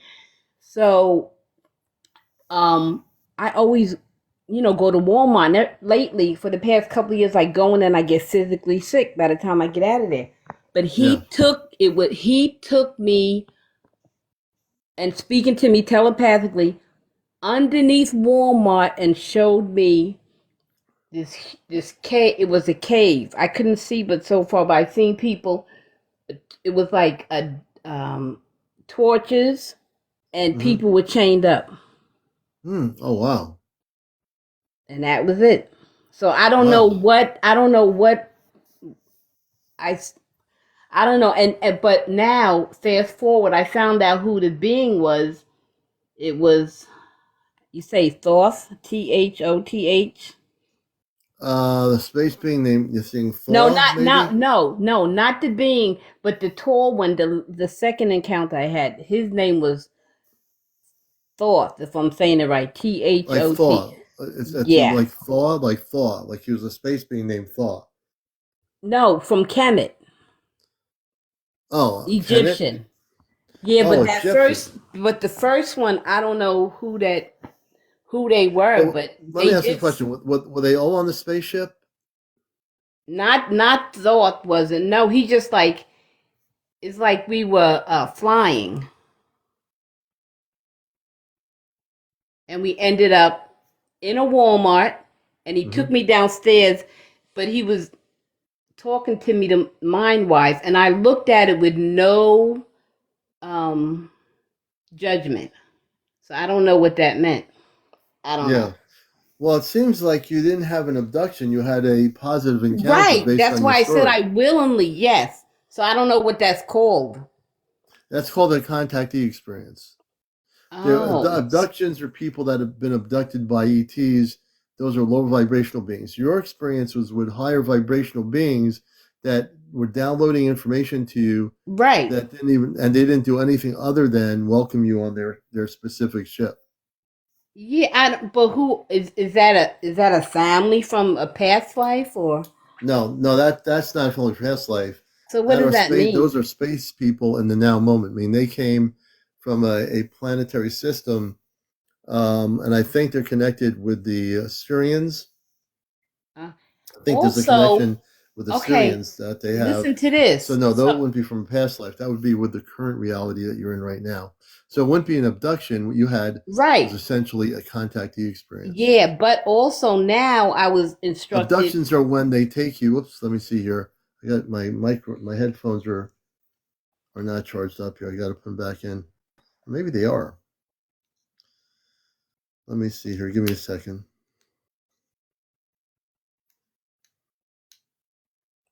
Okay, can you still hear me? Yeah. Okay, I had my headphones are being charged. So, for people, this is really important for people in the audience to know. If you have been abducted by ETs, that means they've just they forced you to go. That's an abduction. If you willingly were invited to go with them on this flying And saucer, I felt and they've good. got Yeah. and you felt good, that is called a contactee experience. For people new to the subject, there's abductees, which are negative, and Mm-hmm. not the people that have been abducted, they're not. The abductees that take them would have been negative. Yeah, I've The been called to also read. I see somebody in the comments, the Emerald Tablets. mm, That has been calling me, and but so so now I'm trying to just make sense of everything. I'm look, my head's a little scrambled. that's okay. So That's okay. so that okay. Okay, so this what I did. So now all of a sudden I was instructed to do I called my doctor because I'm from New York, but I live in North Carolina now. And Okay. I was instructed in 2012, a voice spoke to me and said, leave that in New York. I left my nursing Mm-hmm. job Mm-hmm. and I just left and I became homeless with my children and now Mm. I'm settled pretty much. And Oh, then this good. is when my awakening started. Boom, boom, boom, boom, boom. Yeah. And then I did Hey, an RH. Real quick, yeah. one more thing. I wanted to know my blood type. I don't know why, Yeah. but they said I'm RH negative. RH Um, negative. yeah, A negative, A A plus. negative. A plus. Okay. Yeah, There's a lot of people I've met here that have the RH thing. I don't really get I don't not that I don't want to talk about that because I I just don't don't know know a what it lot about means. I don't know the relationship of that to people who are from other planet. Like Right. I I'm don't know. from It Mars, probably but I don't doesn't even even know matter. I have no idea what my blood type Hmm. is. And you're right, it doesn't really matter. I think if you're coming from another planet, you're a star seed. If you come here and you remember who you are, your blood type will be whatever it is. But Right, because it's Earth dance. Yeah. it's Hmm. right. So I don't know that it makes Hmm. it's too relevant to a person's existence from another world coming to Earth and say, I don't know what my blood type is, and if does my blood type have anything to do whether I'm bound to Earth or not. I wouldn't get. I tell people don't get too. I didn't. I didn't. I know you I did, just. but people, they're curious about the blood type, but it's not going to have any effect on your contact with space people. I know I would have to Mhm. study my blood type, which I have never done before. So Yeah, and I'm you know, 60, so I'm like, oh, you sound like you're 20. no, I'm old. No, I you got really do. Oh, grandchildren and everything, so I well, don't know. I'm you just must, trying to make you, sense you, of you it. must, you must be doing something right. Oh, I'm into plant medicine, and I There you I go. don't There take you go. regular medicine. Yeah. There you go. That's it. You Mhm. know, that's Yeah. really it. And I want to tell you, as I listen to your story, absolutely positive. So you had a contactee experience. Yeah. The fact is, and that some people were saying is, I think you were downloaded. They were taking you there to activate and download information. Did you feel different before you went on the spaceship with them on that flying saucer, or did you Yeah, I feel did, but different because after? I'm like, what? But then you know what it is? Because I'm into medicine, so now Mm, it's just like I know what to do is enhance more. What herbs to put with this, and look at a person and say, "Oh, I know what you need." All of this stuff. right. My You know. intuition is sharpened. I can. Uh, it's more intense. I can sense what people are feeling. Sometimes I absorb their energy, and I have to learn how to, protect my. It's just a lot of stuff. Even this name, spirit goddess. Right. Being, when you absorb people's energy, as you know, you just if it's all this energy coming out, you have to give back up to God. So what I do is definitely. after my show's over, I give all the energy from my show back up to God, the Creator, and then I do a closing of my I do a spiritual Yes, Ashtar Command thing after I'm off absolutely. the air, because I have to close the portal. Because I actually, believe it or Right. not, my light is attracting so many people that want to cross over, and I don't get into the paranormal, but I have to do a Oh, prayer, and I have to cross all these people over after my show. Most people don't know this, and I make sure that the Ashtar Command goes through every apartment, every nook and cranny, every closet, yes. every little Because thing. they will That, go in. Yep. and But we make sure they're all taken and cross over. And then this is when I'm off the air. Then I do an Ashtar Command prayer. I have the angels here. I yes. do a few things that most people don't know, and I'm doing after the show's over. And it's really crucial. Like you're saying, you want to make sure that you're operating at the highest levels of light in your Yeah, consciousness. because I get a lot Yeah. of people that had transitioned. Hmm. Sometimes family members, sometimes people are just come and then they give me a message and then Yeah. they want me to, but now I'm learning how to put up spiritual boundaries. Yeah. So You they have to can't put just up. come and invade my Right. space. Right. And with me, because I'm dealing with the cosmic realm of the Ashtar Command and Mm-hmm. my being from Mars and being with the Ashtar Command, I have 4 space people in my house right now that are Wow. protecting me, that they're always protecting me. They're with the Ashtar Command off the ship. Wow. I don't know if you know this, but we have 5 people in our group. My friend April, who's in the hospital right now in Mm-hmm. Vermont, but we have 5 people. April has contacted her father and mother on the spaceship in Vermont. I have a mother and Wow. father on the ship. My father's name is my mother's name is Luna, and then Robar is my father, and I have 2 sisters and a brother that are Wow. on the ship. So when I talk about star family, my star family are people that I am biologically related to, Wow. Now which is that different than, is amazing. yeah. Well, I always knew most of my life that I had family beyond my own family on Earth, that there was another family, but I never found them. I never was able to find them, and through the miracle of TikTok, I came together with April and Chesno and a number of people, Johnny and Kit Kat. These are people that we all know each other in the region, and we all have family and connections. It's really kind of Wow. amazing, That's and beautiful. yeah. So I think everybody has connections. Everyone Yeah, watching because the I used show. to always say, I want to, when I was little, I don't remember my childhood. My sister's a year younger, so she'll say things. I don't remember my childhood at all. They said I was a walk-in, whatever that means. And so A I walk-in I is yeah. I transitioned 3 times. I'm not going to say, well, I didn't do it, but it happened to me. Yeah. 16, 41, and 50. Hmm. Hmm. So Wow.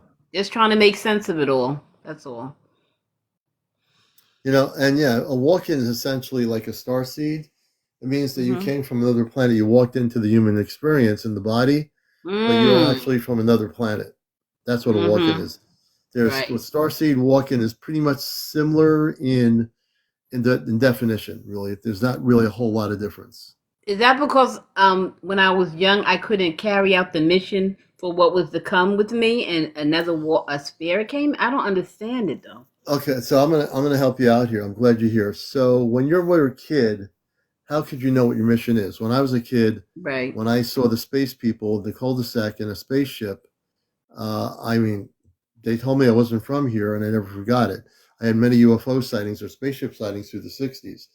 I still didn't quite get a grasp until I was older and woke Mm-hmm. up to who I was, that I was from another planet. So eventually, what happens is you start coming to a realization that, hey, wait a minute, Mm-hmm. I just feel so out of place here on Earth. And let me Mm-hmm. tell you something. I felt out of place on this planet since the day I was able to walk. I never felt connected to this planet. I mean, I Mm-hmm. had the hardest time growing up living on Earth. I mean, I did it. I mean, went to this, did everything, went to the school like everybody else. Mm-hmm. I had the hardest time as an adult. Now, I still find it not easy to live on this planet.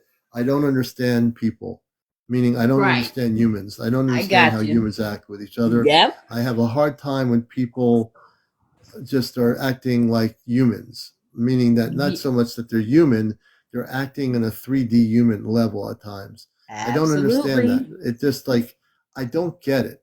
I just don't understand it. If anything irritates me in my consciousness, it's people acting human. Right. I get you. And when I say that, the word human, I mean, I'd like to see people wake up and not act human and act as they are before they came here. But many, many billions of people on Earth are still acting human. And my cat agrees with me. She says, "Meow meow." She's always talking. I think she wants to come on here. That's cute, meow meow. Yeah, I have a cat. I bring her on once in a while. But I love cats. Oh, there you go. Cats are beautiful. Yeah. She jumps on me in the morning when I'm having coffee, and she's coming in. Are you here? Mal, do you want to come on the thing? Should I bring her on I would love to see. I love cats. Should I bring my cat on screen if I can get her on here? Does everybody want to see my cat? She's a cosmic cat. You're going to love my cat. If I can get her on the show here tonight, the #1 spiritual UFO talk show, I guarantee you will love Missy. Aww. I love her. We talk to each other all the time, I talk to my cat. I believe it. She watches over you too. She's watching right now. Let me see if I can go and pick her up. Let me see. I'm going to see if I can do this here. Let me see if she'll let me go. Well, I'm not going to do that. All right. She went into the meditation crystal room, which is next door. Said, nope, not tonight. No, but when she comes back, I will get her. She comes close enough where I can pick her up near the camera. I'll have everyone see Missy. She's a beauty. You'll all love her cat. She's just a real. Some of the people have seen her. She's a beautiful cat. So, what do you suggest I do? Just keep on Here's what I suggest: focus on your cosmic level of light, which I know you are. You've been downloaded with information. Being that I'm very out of the closet. Here she comes. She's coming. Hold on. Let me see if I can get her on camera. Okay.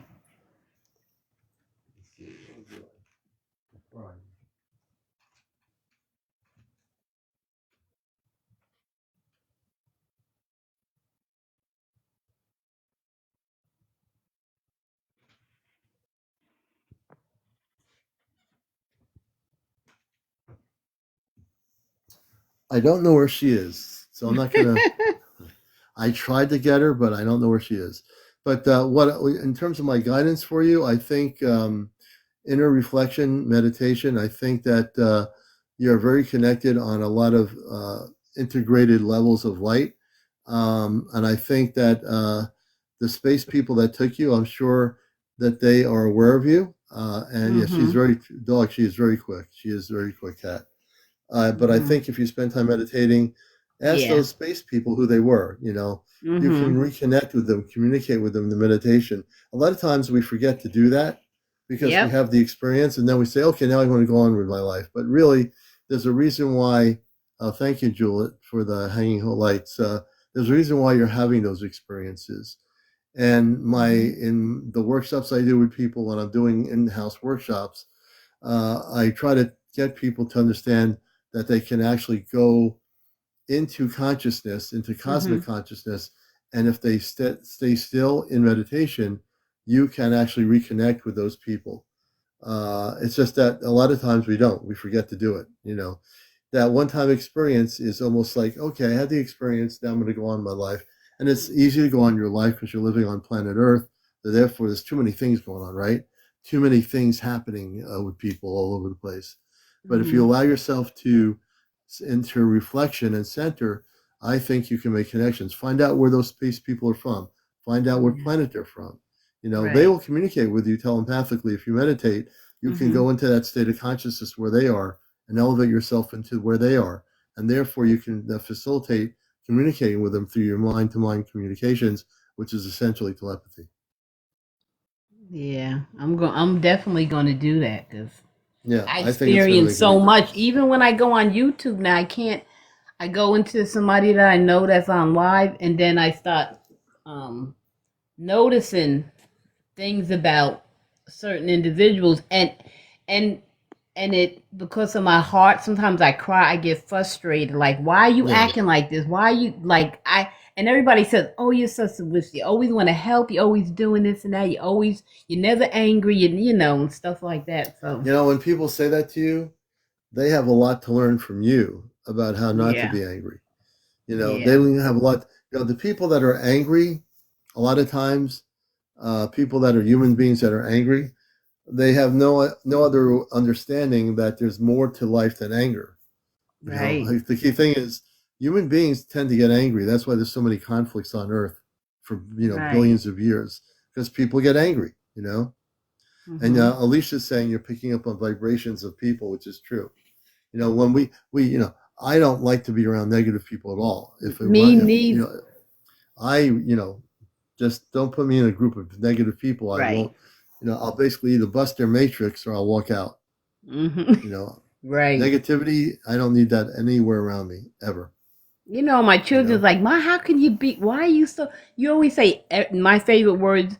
Everything's gonna be all right, and guess what? It ends up being all right. Yeah. After you get through all the muck and everything, I look at life.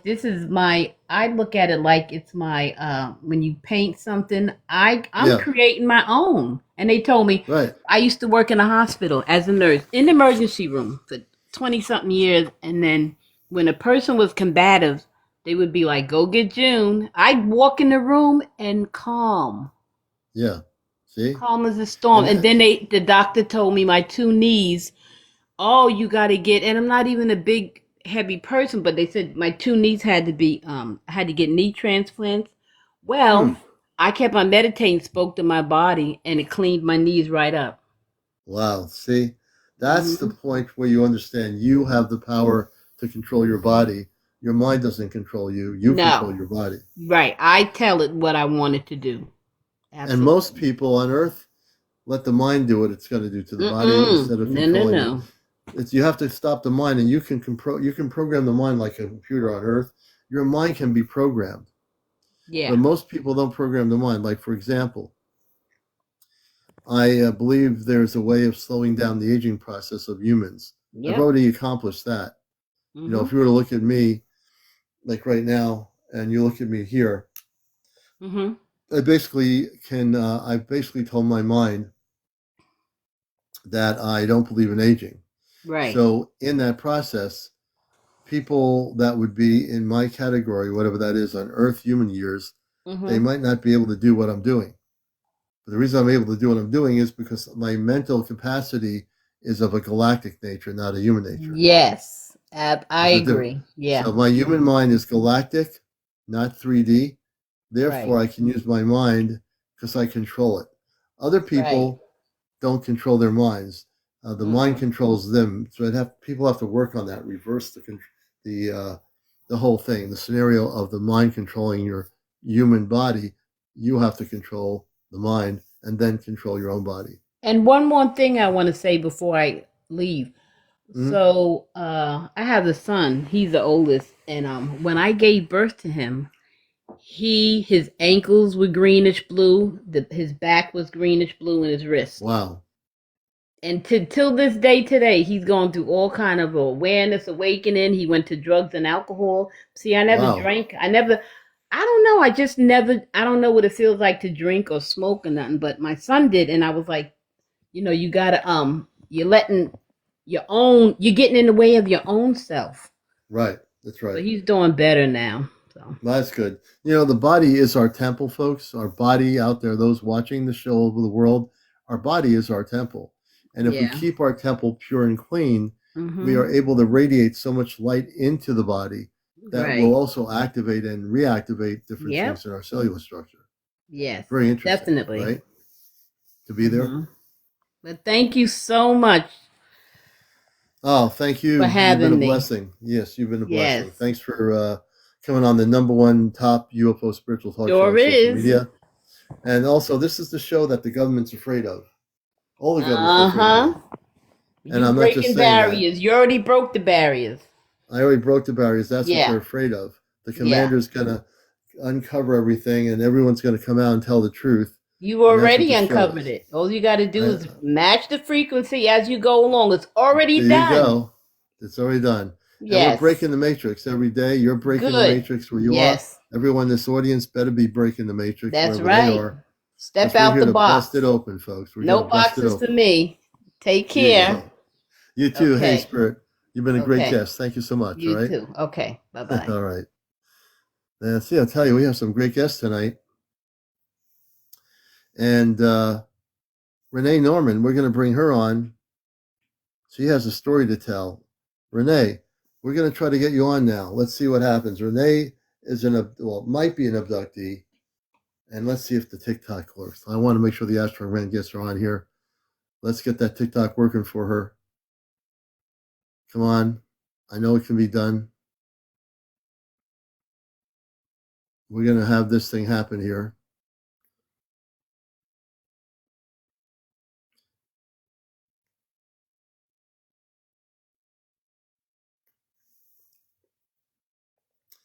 And Renee is our next guest. She's been having trouble with her phone. I don't know why, but we will see what's happening here. And our friend Murray and Ray have wormholes in their backyard.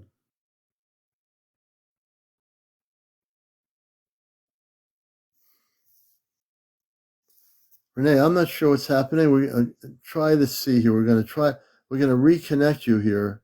I'm disconnecting. So we're going to try to get Renee back on. She's been having technical problems with her phone. I don't know if it's the phone or TikTok. If you want to be a guest on the show, you have to be over 18, of course. Number 2, no drinking of any sort on the air. No drugs or smoking on the air. None of that stuff. That's all. Whatever you're doing, if that's more important, then do that. Instead of doing this.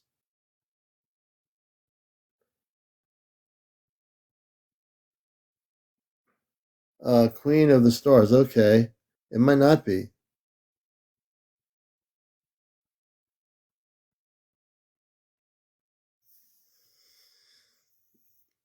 And we're going to try to get Queen on here. If you're watching the show, please follow me. Everybody, 345 of you, follow me. This way you'll know when I'm on here. This is the most popular UFO spiritual talk show on social media. Hey, thanks, John Tyler. We appreciate it. We'll check that out after the show.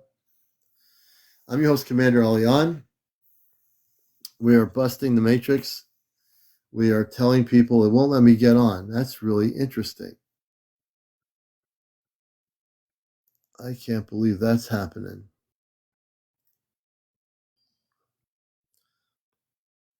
Now we're trying again. I press the guest button again, and we'll see if it does anything. I'm determined to get you on.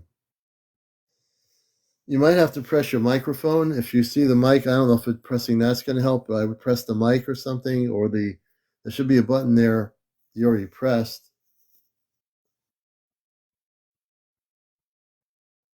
Hold on, let's see here.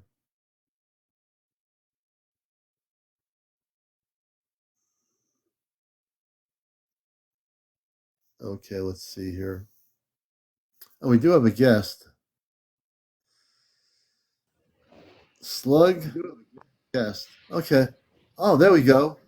Hey, Renee. Hey. Hey, it worked. We finally got you on. Yes, it did work. Congratulations. We got Renee on here, folks. So tell us a little bit about yourself, where you're from. And yes, and I was reading your comments earlier tonight. Tell us what's going on where you are. I live in Humboldt County in the Redwood Forest, and I get abducted a lot. And now, when you say abducted a lot, are you being abducted or are you being contacted? Because an abduction would mean you're being forced and you're having really whatever experiences, or you're being contacted a lot by. Tell us a little bit about the beings that you're in communications with. These are like abductions with gray aliens and an insectoid ones that are like the surgeons. Oh, okay. Yeah. Yeah, and sometimes it's physical, sometimes they come into my house, and sometimes it's like spiritual, or it's multidimensional, where Multidimensional. sometimes it's multidimensional where my body, like, it'll be in my sleep, or sometimes Oops. Are you still there? I hope she's can not you hear me? there. I can hear you now. I thought you were being abducted for a minute. I was a little bit worried. Yeah, it's pretty crazy they even let me talk to you because I felt like they were trying to block me from talking to you. I have a pretty crazy story. Um, they they were doing crazy things to me. I have no hair because of it. They were doing surgeries to me. On my page, I have a video of all the scars on my head, Oh and my there was gosh. like I found crazy parasites under my skin that were from it, Oh and my gosh. I have it in the video. You can see them clearly. The doctors have never. They said there's no parasite like that known to man, um, that they found on me. I was hospitalized for it, and they were telling me I had to stop messing with them. The aliens did telepathically, told me that I had to stop messing with my head, so I was trying to get rid of these things. Yeah. Wow. Now, it sounds like you had a brutal experience with these beings, and I'm sure if they didn't want you to speak to me, I'm sure there's a reason why. Because my energy is very powerful. When I say powerful, I work with the Ashtar Command. And how would you like to see the abduction stop? Yeah, that would be cool. Okay, so I think the reason why I they mean, I've don't had good didn't want you to experiences come as on well. here, I've had good experiences as well. but you're having a multitude Do of you hear me? experiences yes, you're having a lot of different Yes, experiences, yes, correct? yes, How would you like yes. to Like get I've rid of the had negative children. experiences? Oh, that would be great. Now there's an echo happening, and what's Is there? happening Okay, is I'm in a bathroom. I don't think it's you. It's not your bathroom. I'm echoing. There's a reason why, and I'm gonna for new people. I will explain why there's an echo on my show. Okay, because the Ashtar Command is now watching and listening to the show. The Ashtar Command is tuned in. Our command on the spaceships are watching the show right now. My father and the crew on the Ashtar ships, they are coming through, and I Okay. will help you. I'm going to help you. I work with a group called the Ashtar Command, a group. I am from Beyond Earth. I am here on Mission Earth. I represent the Christ and Beings of Light. So when I hear stories like this, I'm going into another state of consciousness right now because I need to help you. Okay. So what I'm going to do is I want you to close your eyes for a moment. Okay. And I'm going to send an Ashtar Command spaceship over your area, about 30,000 feet above your location. I want you to say that I am a Christed being of light on earth. Can you hear me? I am a Christ being of light on earth. Yes. Okay, now I want you to say it with Can you hear me? meaning. Yes, I can. I want you to say it one more time. I am a Christed being Okay. of light on earth. I am a Christed being of light on earth. Okay. Now what we're going to do is send the ship over your location. We will send 20, I'm saying 20, they're telling me 20 of our space people will come. They will not be able to be seen. In 231, they are now in the area of the woods and also around your location. There are two of them inside your location in your home. In a moment, you're going to feel an energy switch, I'm being told an energy switch. Okay. Okay. I want you to close your eyes. One of them is going to touch your shoulder. I think your right shoulder. I want you to close your eyes and allow yourself to let go. Tell me when you feel that, like someone touching your shoulder. Let me know. Okay.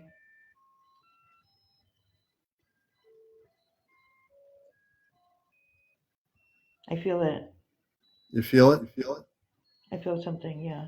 Yes, that's an Ashtar Command person. I said, I sent 20 Ashtar Command people to your location. One of them is, there's two of them in your house right now. For people that don't know or heard anything like this before, I am what I am. I say what I am. I am human, but I'm also operating in Ashtar Command consciousness. So you're going to be protected now. The negative ETs that were doing these things to you, they're going to be, how should I say this?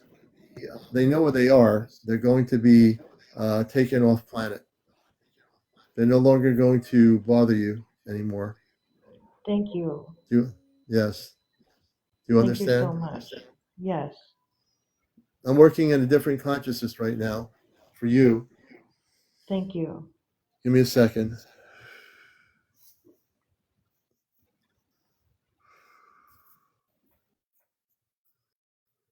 I want the Ashtar Command to protect this woman and to clear her whole area of the woods of these beings, and that only the positive contacts can happen to her. I ask that the command put a shield around her area, like a bubble of protection. Your body will now be protected always. There is a energy being surrounded on your body that will protect you always wherever you go. I want you to tell me how you're feeling right now. I feel good. I feel safe, and I still feel yes, something. You are safe. I still feel something touching me on my right side. Yes, that's the Ashtar Command. He's about 8.5 feet tall. He is cloaked. I have sent them from the spaceships to you. Thank you. And I've done this before. I am doing this for you. Thank you. That means a lot because I've been tormented by this. I went through hell for the last 2.5, 3 years because of this. It's been, I mean, I just got abducted 2 times in the last week. And it affects That's me going in to my stop. work. Yeah. That's going to stop. I'm guiding the command to get those ETs that were abducting her off the planet. We're going to confront them right now. Wherever they are right now down there on your property, they are being confronted. And I must say to you that they are afraid of the Ashtar Command because the Ashtar Command operates in the highest levels of light in the Christ consciousness. These beings do not operate in the Christ consciousness. No. They are going to be taken on a spaceship with a one-way ticket out off planet back where they came from, and they'll never ever be able to touch you again. Ever. Awesome. That's right. In Jesus' name, amen. So people that are watching me right now who think I'm just this regular person in human form, understand something. I do what I do when I have to. Yeah. On behalf of my brothers and sisters off planet. I was also an alien as well. I know I'm not. I'm in human form, but I was also incarnated. You're a space person. Yes, definitely. You're a starseed. Yeah, the word starseed. 100%. 100%. Yeah, absolutely correct. Yeah. So you're well protected. Where we have 20 Ashtar Command people on the property. The one that was touching your right shoulder is still with you. More than my shoulder, he's touching my whole right side of my body. Yes, they're doing a healing. Okay. I'm asking them, let me just tell him what I wish him to do. The space person that is touching your body, please do some healing energies on her body.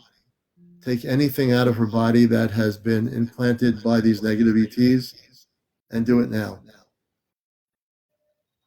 And they're going to do it now. They're going to transfer all that negative energy that was put into the body by these ETs. When in a few minutes you start feeling a lot different, you will not have any more problems. Wow, I guarantee it. That would be amazing. No more problems. I've tried everything for years. Mm-hmm. Mm-hmm. Yeah. Well, now that you've met me, I'm a humble person in service. I'm totally activated from off planet, and I work with the Ashtar Command directly. I am from off planet. Yeah, I believe you. My energy can be felt in the room by everyone now. The echoing is because our space family is listening, and that's why I'm echoing on here at the moment. Do you understand? I understand. Do you know that you are more loved than you even know? Yes, they love you. You are loved more than you even know. Thank you so much. That's so sweet because people also judge me because of this, and some people call me crazy, but I got proof. You're not crazy. Yeah, I got documentation and proof because I knew some people wouldn't understand, and so I just showed them the proof if they question me, and then they have nothing to say. Yeah. Don't ever worry about what other people think in your life. Yeah. Always be strong in your beingness, in your strength, in your consciousness. Yes. I'm being guided to tell you that you are strong in every sense of the word. That you'll never ever be hurt or harmed by any negative ETs anymore. Thank you. Never. That would be amazing. That would be so amazing because I mean, every time I get abducted, which is like usually at least twice a week, I am exhausted for like 2 or 3 days after. So it affects me like constantly because afterwards I'm in this state of like recovering afterwards. So I'm like always going through these like constant like trials of being tested because I'm so tired from it and that all these things are doing to my head. And it's very, very hard to endure, especially when a lot of people don't understand what I'm going through. Well, with your head area, tonight, I'm asking the Ashtar Command to work on healing of your head area. That'd be great. They're going to work on it. You will not feel, they will actually clear your head area and the cellular structure. I'm being told that they're going to clear whatever these ETs did to you, and they're going to do it pretty quickly. I would say close your eyes right now, and in a second there'll be two of our what we call a medical space people of the command. Yeah. They're very advanced and they don't use any kind of physical things, but they will do some work overnight with you when you're sleeping, and they're going to heal your body. Awesome. That would be great. You understand? Yeah. Yeah. Thank you so much. I need this. So thank you so much. You're welcome. I want you to know I send my love to you. Thank you. We love you so much more than you even know. I send my love to you too, and I love you guys all so very much. Just unconditional. Yes. And do you have anything else? Yes. I love your open minds. I love the open minds. It's a beautiful thing. And the acceptance and that we trust each other and believe each other. It's a beautiful thing. We need more of that. Well, I want you to know, Renee, that this is a place where you can be.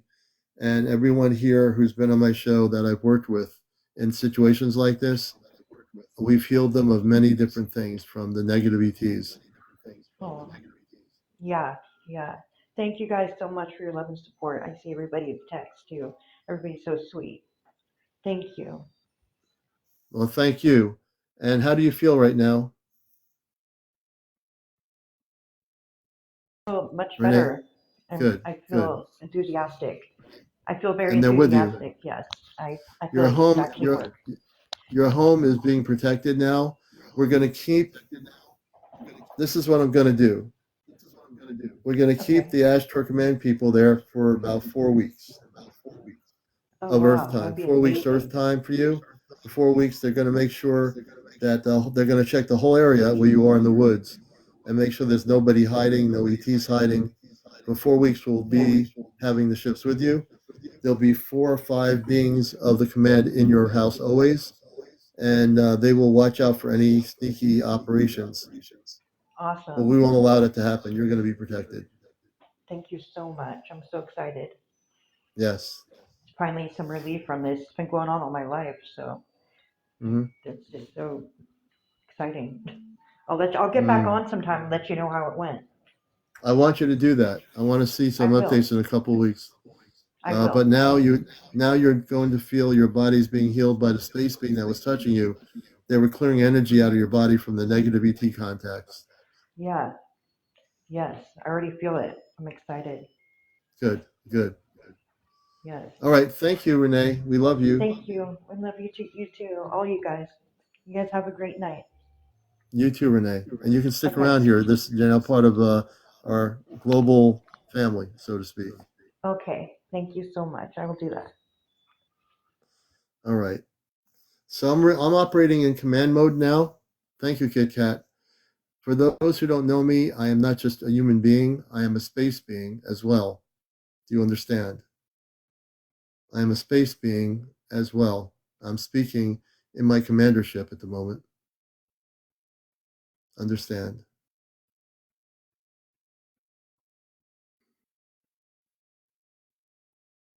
Yes. Yes, the beeping noises and the echo. That was happening because our space family on the ships were listening and they were watching. They were listening and they were watching. When I operate, understand something. This is the thing of Earth that I don't understand. How people have confrontations over so many little things that are meaningless. Truly meaningless. But yet they still do it. I don't understand. You see. Where I come from, people embrace each other, love each other. In truth, that is the essence of who we are. On Earth, many people don't know who they are. They've been confused by all the lies on this planet. But in truth, if one were to go into the soul, you will know who you are. Janice, thank you. When I operate in this mode and I hear stories like this, I go into action mode. I go into my energy field of the command, and I'm able to help that person. Patty, you can send it to me. Send it to me at CmdrAleon. I'll give you the email here, and I'd be happy to see it.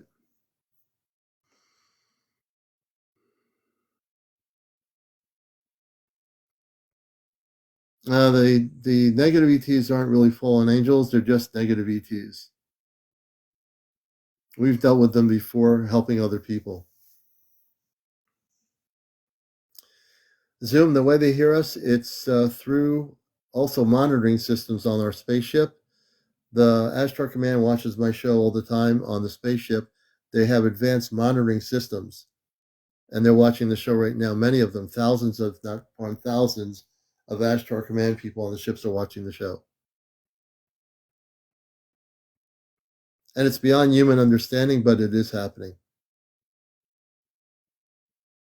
You know? And I just want to say, as we're on this show, I love every one of you. People I don't even know, I have to love you. Why do I have to love you? Because I come from a planetary system of love. So if I show you love, I hope you will understand what love is. Pepper, I don't know much about the RH negatives. I'm always asked that question. For some reason, that's my weak point.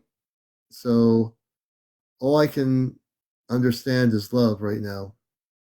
All I can understand is how to see people be love, live love, you know?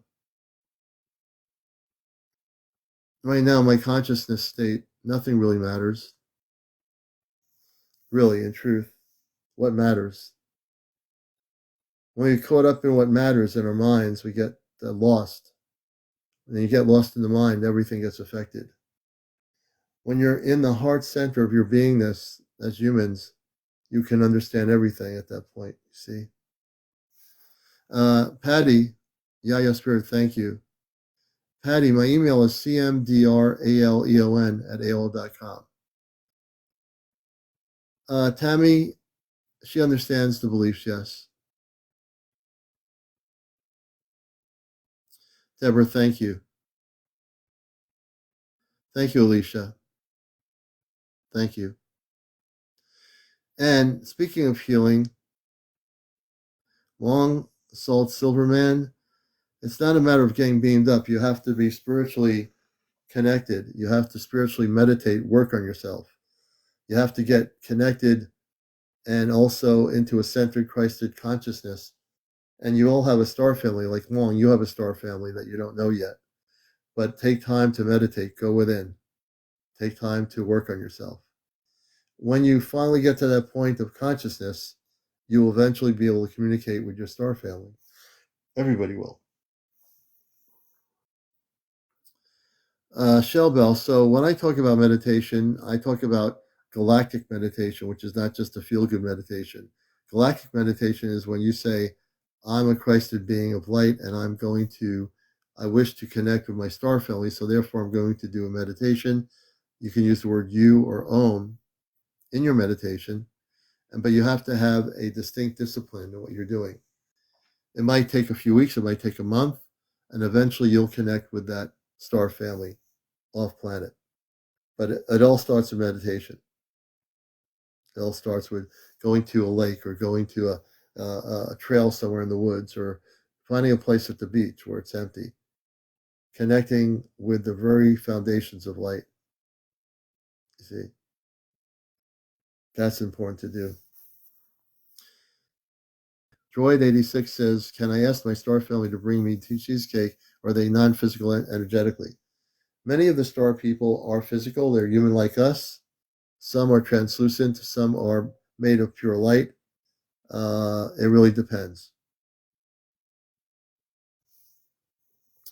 And I know that Mary and Ray in the Appalachian Mountains who are having contact, they've been on the show with the Anunnaki.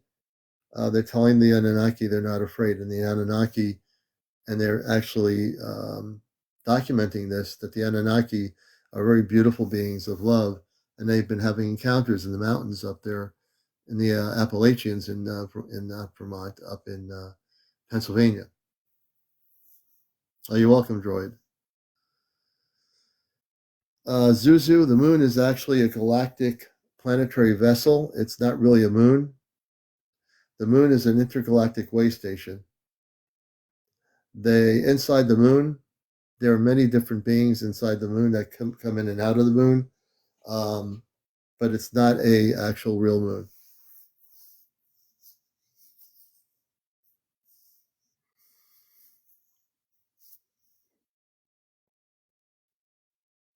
And if you have a story you'd like to share, as Renee did, well, I wish they would wipe out the elites. Then maybe we could start over. So the Ashtar Command and the Star Beings are not here to wipe out anybody. They don't create wars, but they are going to be making contact, and they will shut down all weapons of war on the planet. They will shut down every single weapon of war when they make contact. Any laser weapons that we have in deserts in like Nevada or anything that are being pointed into space to shoot down spaceships will be actually turned off. Let me say this now.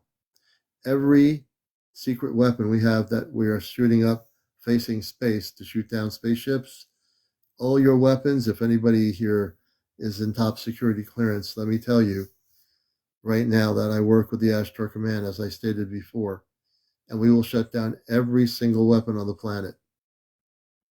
When the massive contact happens, every single weapon, whether it's in Russia, the United States, China, any country, any secret weapon that's been developed towards attacking spaceships will be shut down. I'm making this announcement right now in my cosmic Ashtar consciousness. So you can say you heard it here on my show. All the weapons, all the laser technology that has been created to try to shoot down spaceships will be actually turned off. As contact starts happening, all those weapons will be shut down. All those electronics will be shut down. It will not be allowed. Queen of the Stars, you say you have a few questions. Weird stuff happens in the Appalachian Mountains, Tim says. Yes, the Anunnaki are beautiful people. Yes, that's true, Zoom. I wouldn't worry too much about Earth-based people or Earth-based situations. My main thing is that you should focus more on the inner self, the cosmic self, and do the mission work.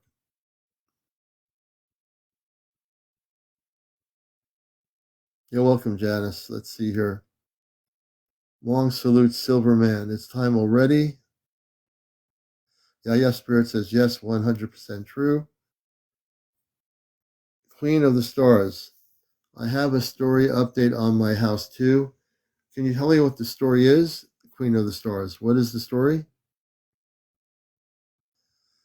And Alicia says, the more we are tuned into the vibration of vibration, the harder it will be for the toxic people to stay in control. And Mary and Ray have the Anunnaki and the Appalachians at their house more and more now. They started having contact in the last 2 to 3 weeks.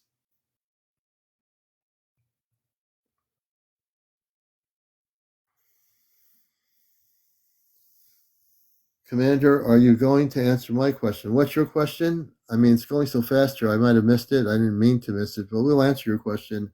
I am. Let me hear your question. I see you. I'm looking at the screen, so I don't know why I didn't see your question before. Bashar is the Ashtar. Ginger Cameron. Ashtar Command. Bashar and the Essassani on some level work with the command. They know of the command, but they also work on another level. Queen says, scaring my cats now too. Lisa, also in those papers revealed he was in contact with his people from Mars. And I don't see your question.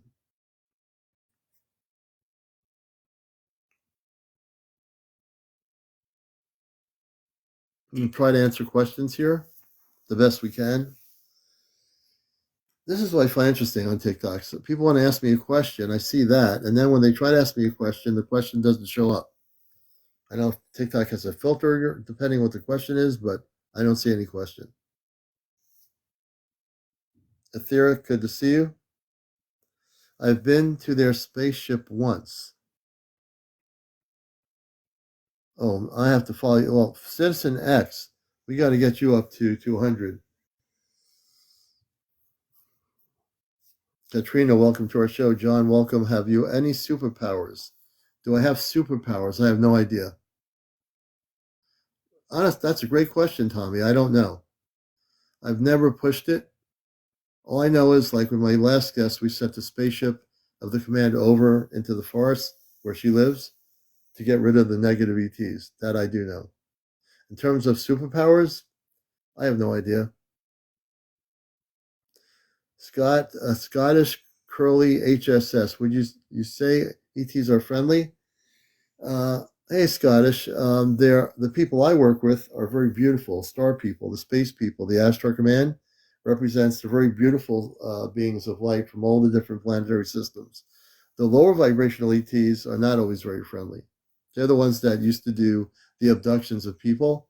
So in terms of your question, depends on who you're communicating with. If you're communicating with star people from the Pleiades or other star people that are human, that come in peace, you'll know that if you have that contact. If you're having a situation with the negative ETs, they are of a lower vibrational area. I do have the superpower, Alicia, of growing watermelons. As a matter of fact, I just sowed my seeds in my greenhouse early this morning. So you're right about that.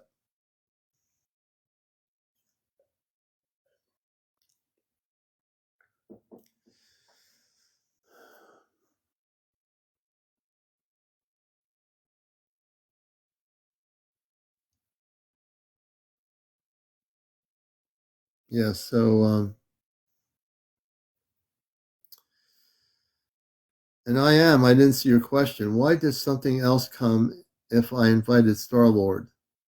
Well, there's no such thing as a Star Lord. There are space people, star beings. Hey, Cliff, welcome back. Don't forget the Tahar.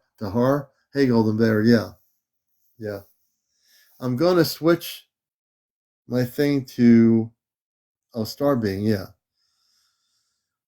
So, Queen, we're going to bring you up here to tell us what's happening here.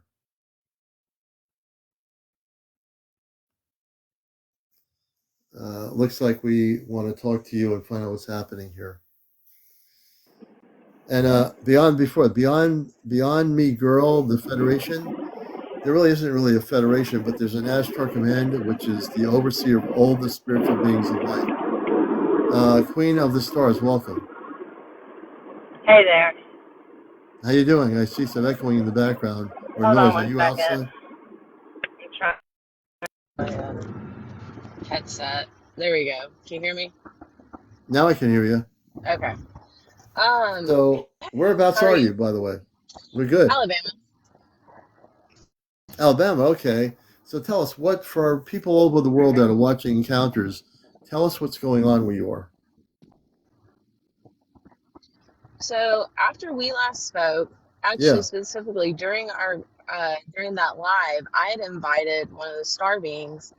I was just kind of being a little smart ass, a little bit smart, and I invited one of them, I thought, your commander. And ever since then, the knocks in my house have gotten considerably louder, and I actually had to turn the motion sensor off several of my cameras because anytime we would leave the house, even if we were home, but it'd be especially if we left the house, they'd be going off and registering a person's walking in front, person's walking in front, person's walking in front. And I've had these cameras 3-4 years, and this in one afternoon, 4 hours, it went off 50 times. Like I counted because I was like, what? Wow, 50 times. And I'm sitting there watching the camera, scrolling through. My cats aren't coming in, nothing. And I, before this all, had where I would sometimes have the knocks on the windows, which is the ones that kind of get my attention more because you all of a sudden hear this knock on a window.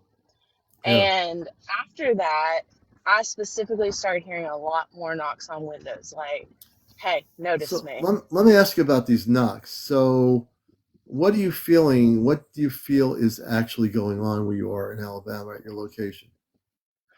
In my personal opinion, I think when I invited whatever it was from your channel to come talk with me, either something else came or that came and it opened something in my home to where there's now more energy, and like it's gotten to the point where I will go, and if I hear stuff, I will say, I rebuke you, Satan, in the name of Jesus Christ. I rebuke you in the name of God. I plead the blood of Jesus, that sort of stuff. I did that, and then I said specifically, leave my cat alone, because my cat was kind of freaking out, and I'd brought her back to my bedroom, and she's following something around. She went from being asleep, falling asleep in my arms, to all of a sudden she's following stuff around. And after I said to leave my animal alone, my cat freaked out, jumped off the bed, started meowing, goes to the door, and is begging to be let out of the room. And then when she got out of the room, she ran into my living room and hid under the couch. Yeah, that doesn't sound good. That wouldn't be Ashtar Command stuff. That has to be something else. You want to make sure you don't have that problem. We're going to do something for you right now that I think we need to do, as I did for this other person up in the woods. So you got a minute? Yeah, I'm driving. Okay. You're driving. You're not home, but you're driving. Okay. No, I actually left my house. I try not to talk about stuff in my home per se, because I don't want to feed into whatever is there. I don't think anything's attached to me. So I try to kind of get out if I can, if I'm going to say anything or talk about stuff. Okay. And is your house an area that's remote or in a neighborhood? It's in a neighborhood, and it's on an acre of land. Acre of land. All right, so we're going to do this together. Even I don't want you to close your eyes. You're driving or whatever. You don't do that. That would not be. I don't want to have that on my shoulders here. But we're going to work in another. Doesn't matter if you're home or not. We're going to send a spaceship over your location. Again, we're going to have to do this. So I don't know what the energies are that's doing that, but I do know. Can I interrupt really quick? Yes. I believe it is the old owner. It's an old man. I've had images of him in my head, just furious, yelling, just so angry. And specifically, when that thing happened with my cat here recently, I felt like it was like all of a sudden he rushed up at my cat and was like yelling at my cat. Okay, so we don't want to get into the paranormal, but I will say this: we will send a ship over, and we'll have angelic beings come in to, if that is happening, because I don't deal with the paranormal, but we will deal with getting them into a state of peace where we can have them cross over into the light, and that's something, you know, we'll have that done. We'll do that tonight. When you get home, I want you to say, "I'm a Christed being of light. Nothing can affect me. This is my place." And then also, we'll send angels over there that work with the Ashtar Command, and those angels are going to help this old man just cross over, and it'll be done with tonight. Do you not consider the paranormal and extraterrestrial to be on the same No, plane? no, I don't. No, it's not the same thing. Extraterrestrial is cosmic, galactic. Paranormal is Earth-based bound things that I don't get into, the ghosts and all that other stuff. That's paranormal. That stuff that is galactic and cosmic is not related to what you're talking about. That's not even related. But in this little case, not to open up a window here, we'll send some angels over there to work with this person and get them to cross over, and that'll be the end of it. Yeah, because the main thing was things got considerably worse after I invited a star being into my home. I would they leave a portal open? No, they wouldn't do that.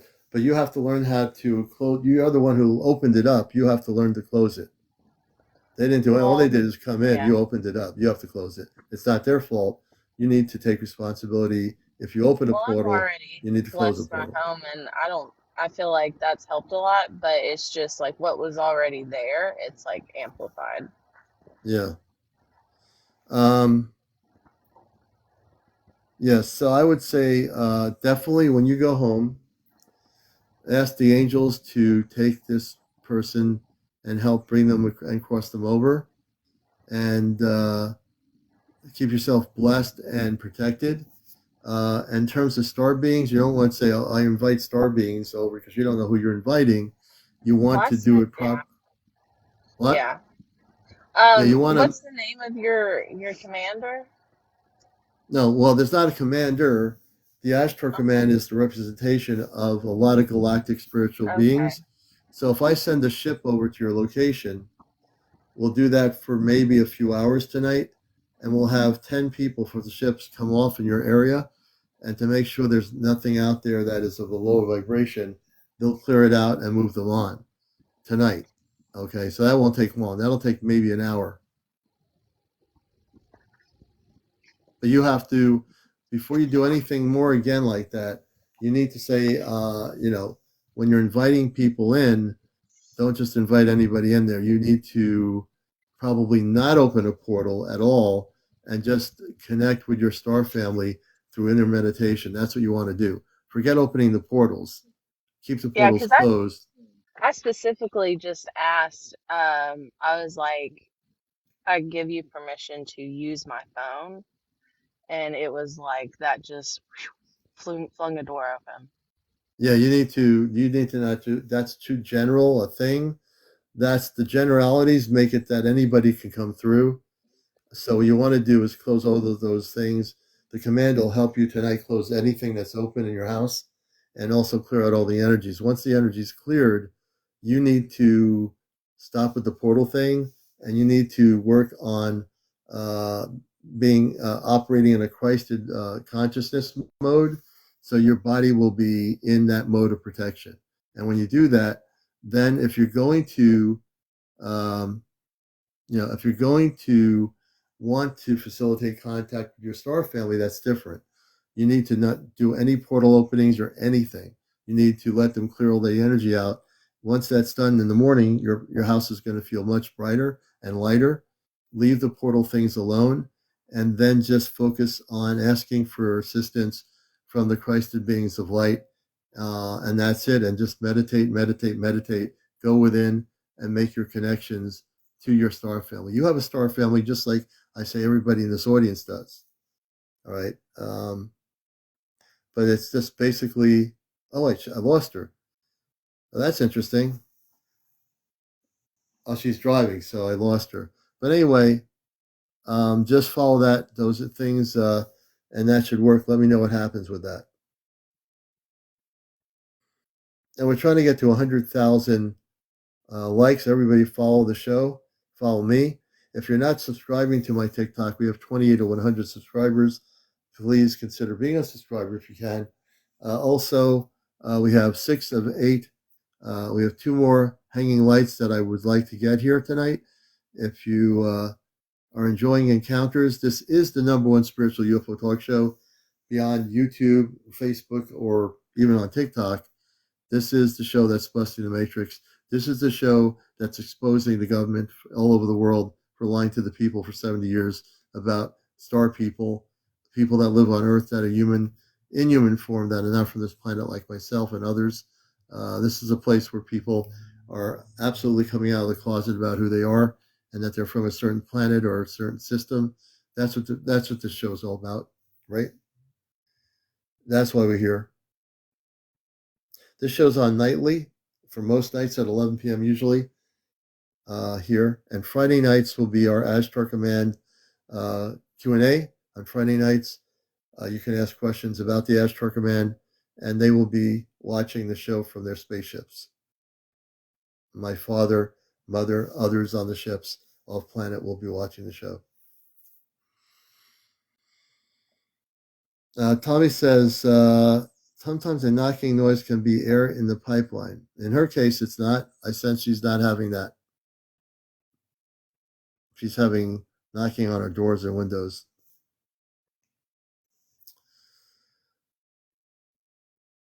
Janice, thank you. We send our love to you as well. We send our love to everybody. And this show, I've been doing this show since the beginning of 2023. So if you're just finding us, you found the actual show that people are talking about. Hey, look at my message above about driving so you don't get your live messed up.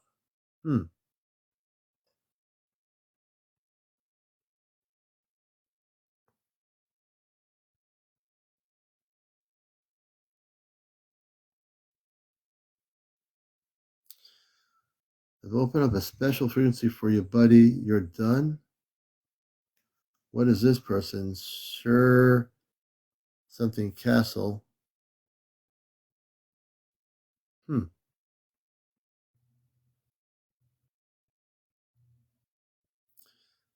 Let's see.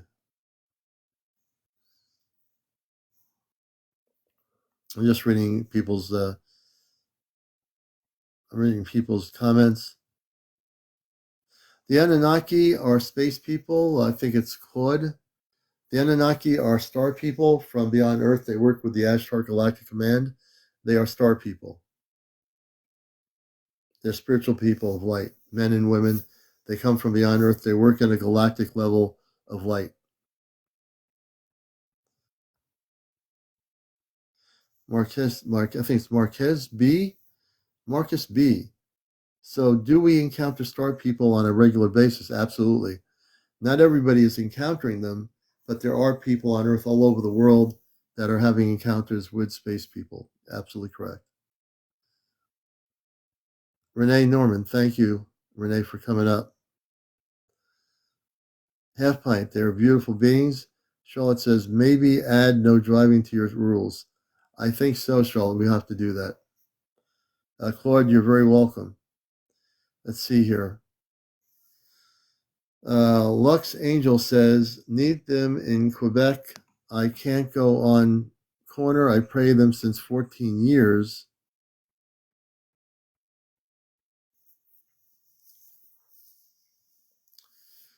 Lilac says, have you heard of them taking blood before, being of negative or positive origins? I am not familiar with that. Like I said, the whole thing with the blood types and the blood are pretty much areas I'm not really tuned into. We're coming up to 1 a.m. in the morning. We'll be on at 11 p.m. tomorrow night with encounters. Please feel free to follow us. If you have not done a gift here, we're going to do and change our gift area. Let me see here. We're changing the gift area. Let me see. I'm just going to change that. You're watching Encounters. We're going to be winding down in a few minutes. Thank you for the gift. We have one more hanging light, and then we're going to switch over to a different TikTok gift. I know people like me to switch over. I have one hanging light left. Let's see who's going to take it. Or I'm going to switch over and do. Oh, yeah, I did get 8 of 8. Okay. So we're setting up a new goal. Thank you. I don't know who did that, but thank you. And we're going to go to, people seem to like this other thing here. And I will actually put that to 8 has always been my number here on the show. When I do TikTok gifts, I tend to do 8s. Let me see here. I'm trying to switch it over. Let's see.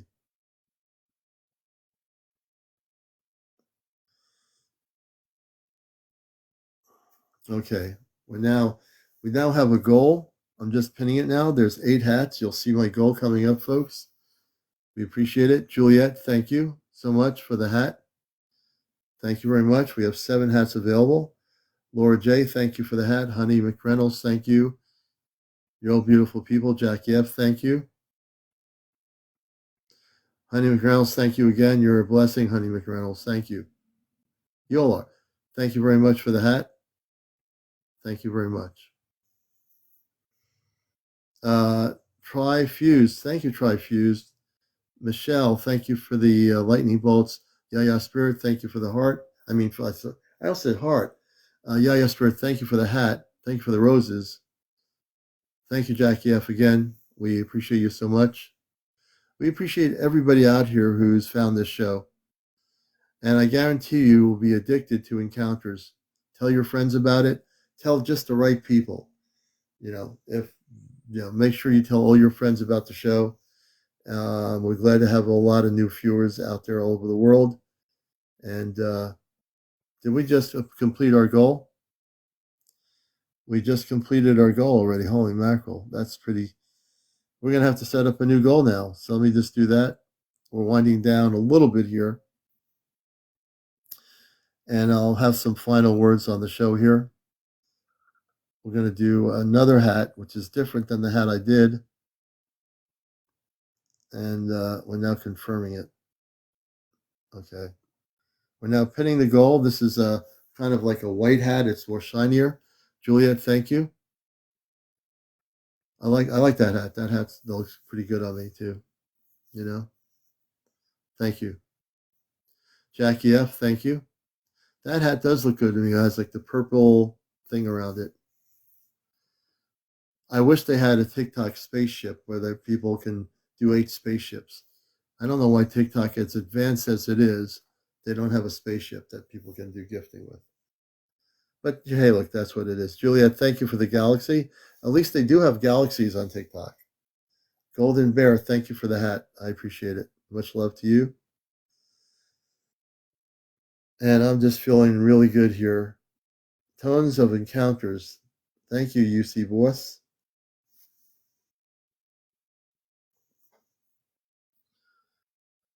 And just to let people know, we have a big event coming up in Connecticut in the United States on May 25th. We're going to be, thank you, Debbie, for the cowboy hat, Jackie for the bear.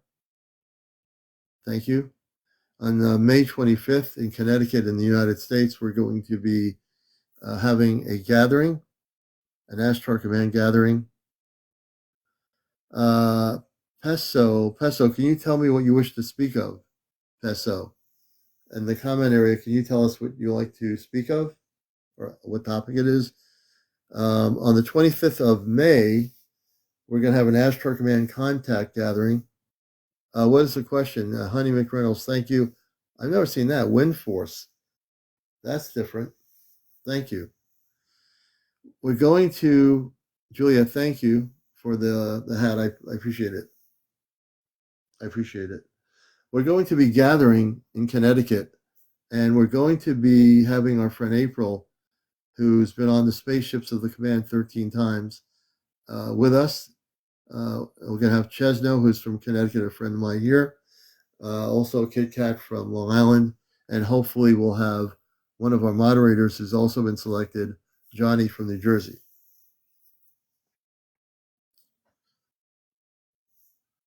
Tri-fuse. So there's not really any exclusions. And when will we get our spaceport? It's really about people, meditating and focusing on their star families that they come from. And everybody will have that ability to connect.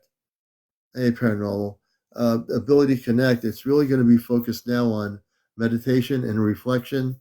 And by doing that, ask who your star family is. Go through telepathic communications, ask who they are, and eventually, you'll find them. I want to thank everybody for the follows. We've got 105,000 likes. And also, everyone, please follow us on TikTok so you know when we're on. Dash Digital, thank you for the lightning bolt. Paranormal, thanks for the flowers. So it's really important that to meet your star family and go off planet, one needs to focus on the inner reflection. Juliet, thank you for the cowboy hat. Amber, thank you for the cowboy hat. Thank you, Paranormal, for the roses. Thank you very much. I appreciate that. It's been a really beautiful evening and helping people and communicating and hearing your stories. I love your stories. I'm on Sunday mornings on NPR Pacifica Radio with Ashtar Command Radio for 21 years.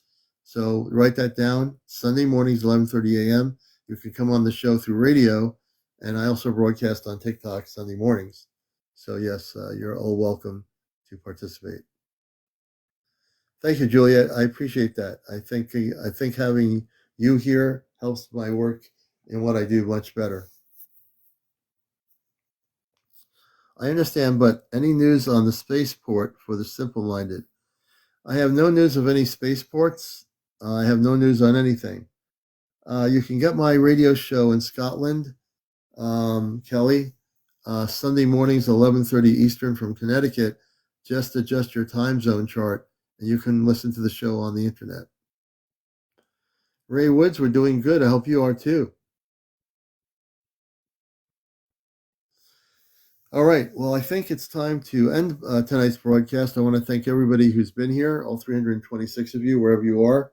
Follow each other, follow me, subscribe, and have a great evening. This has been Encounters, the late night #1 spiritual UFO talk show. We love you all. Take care.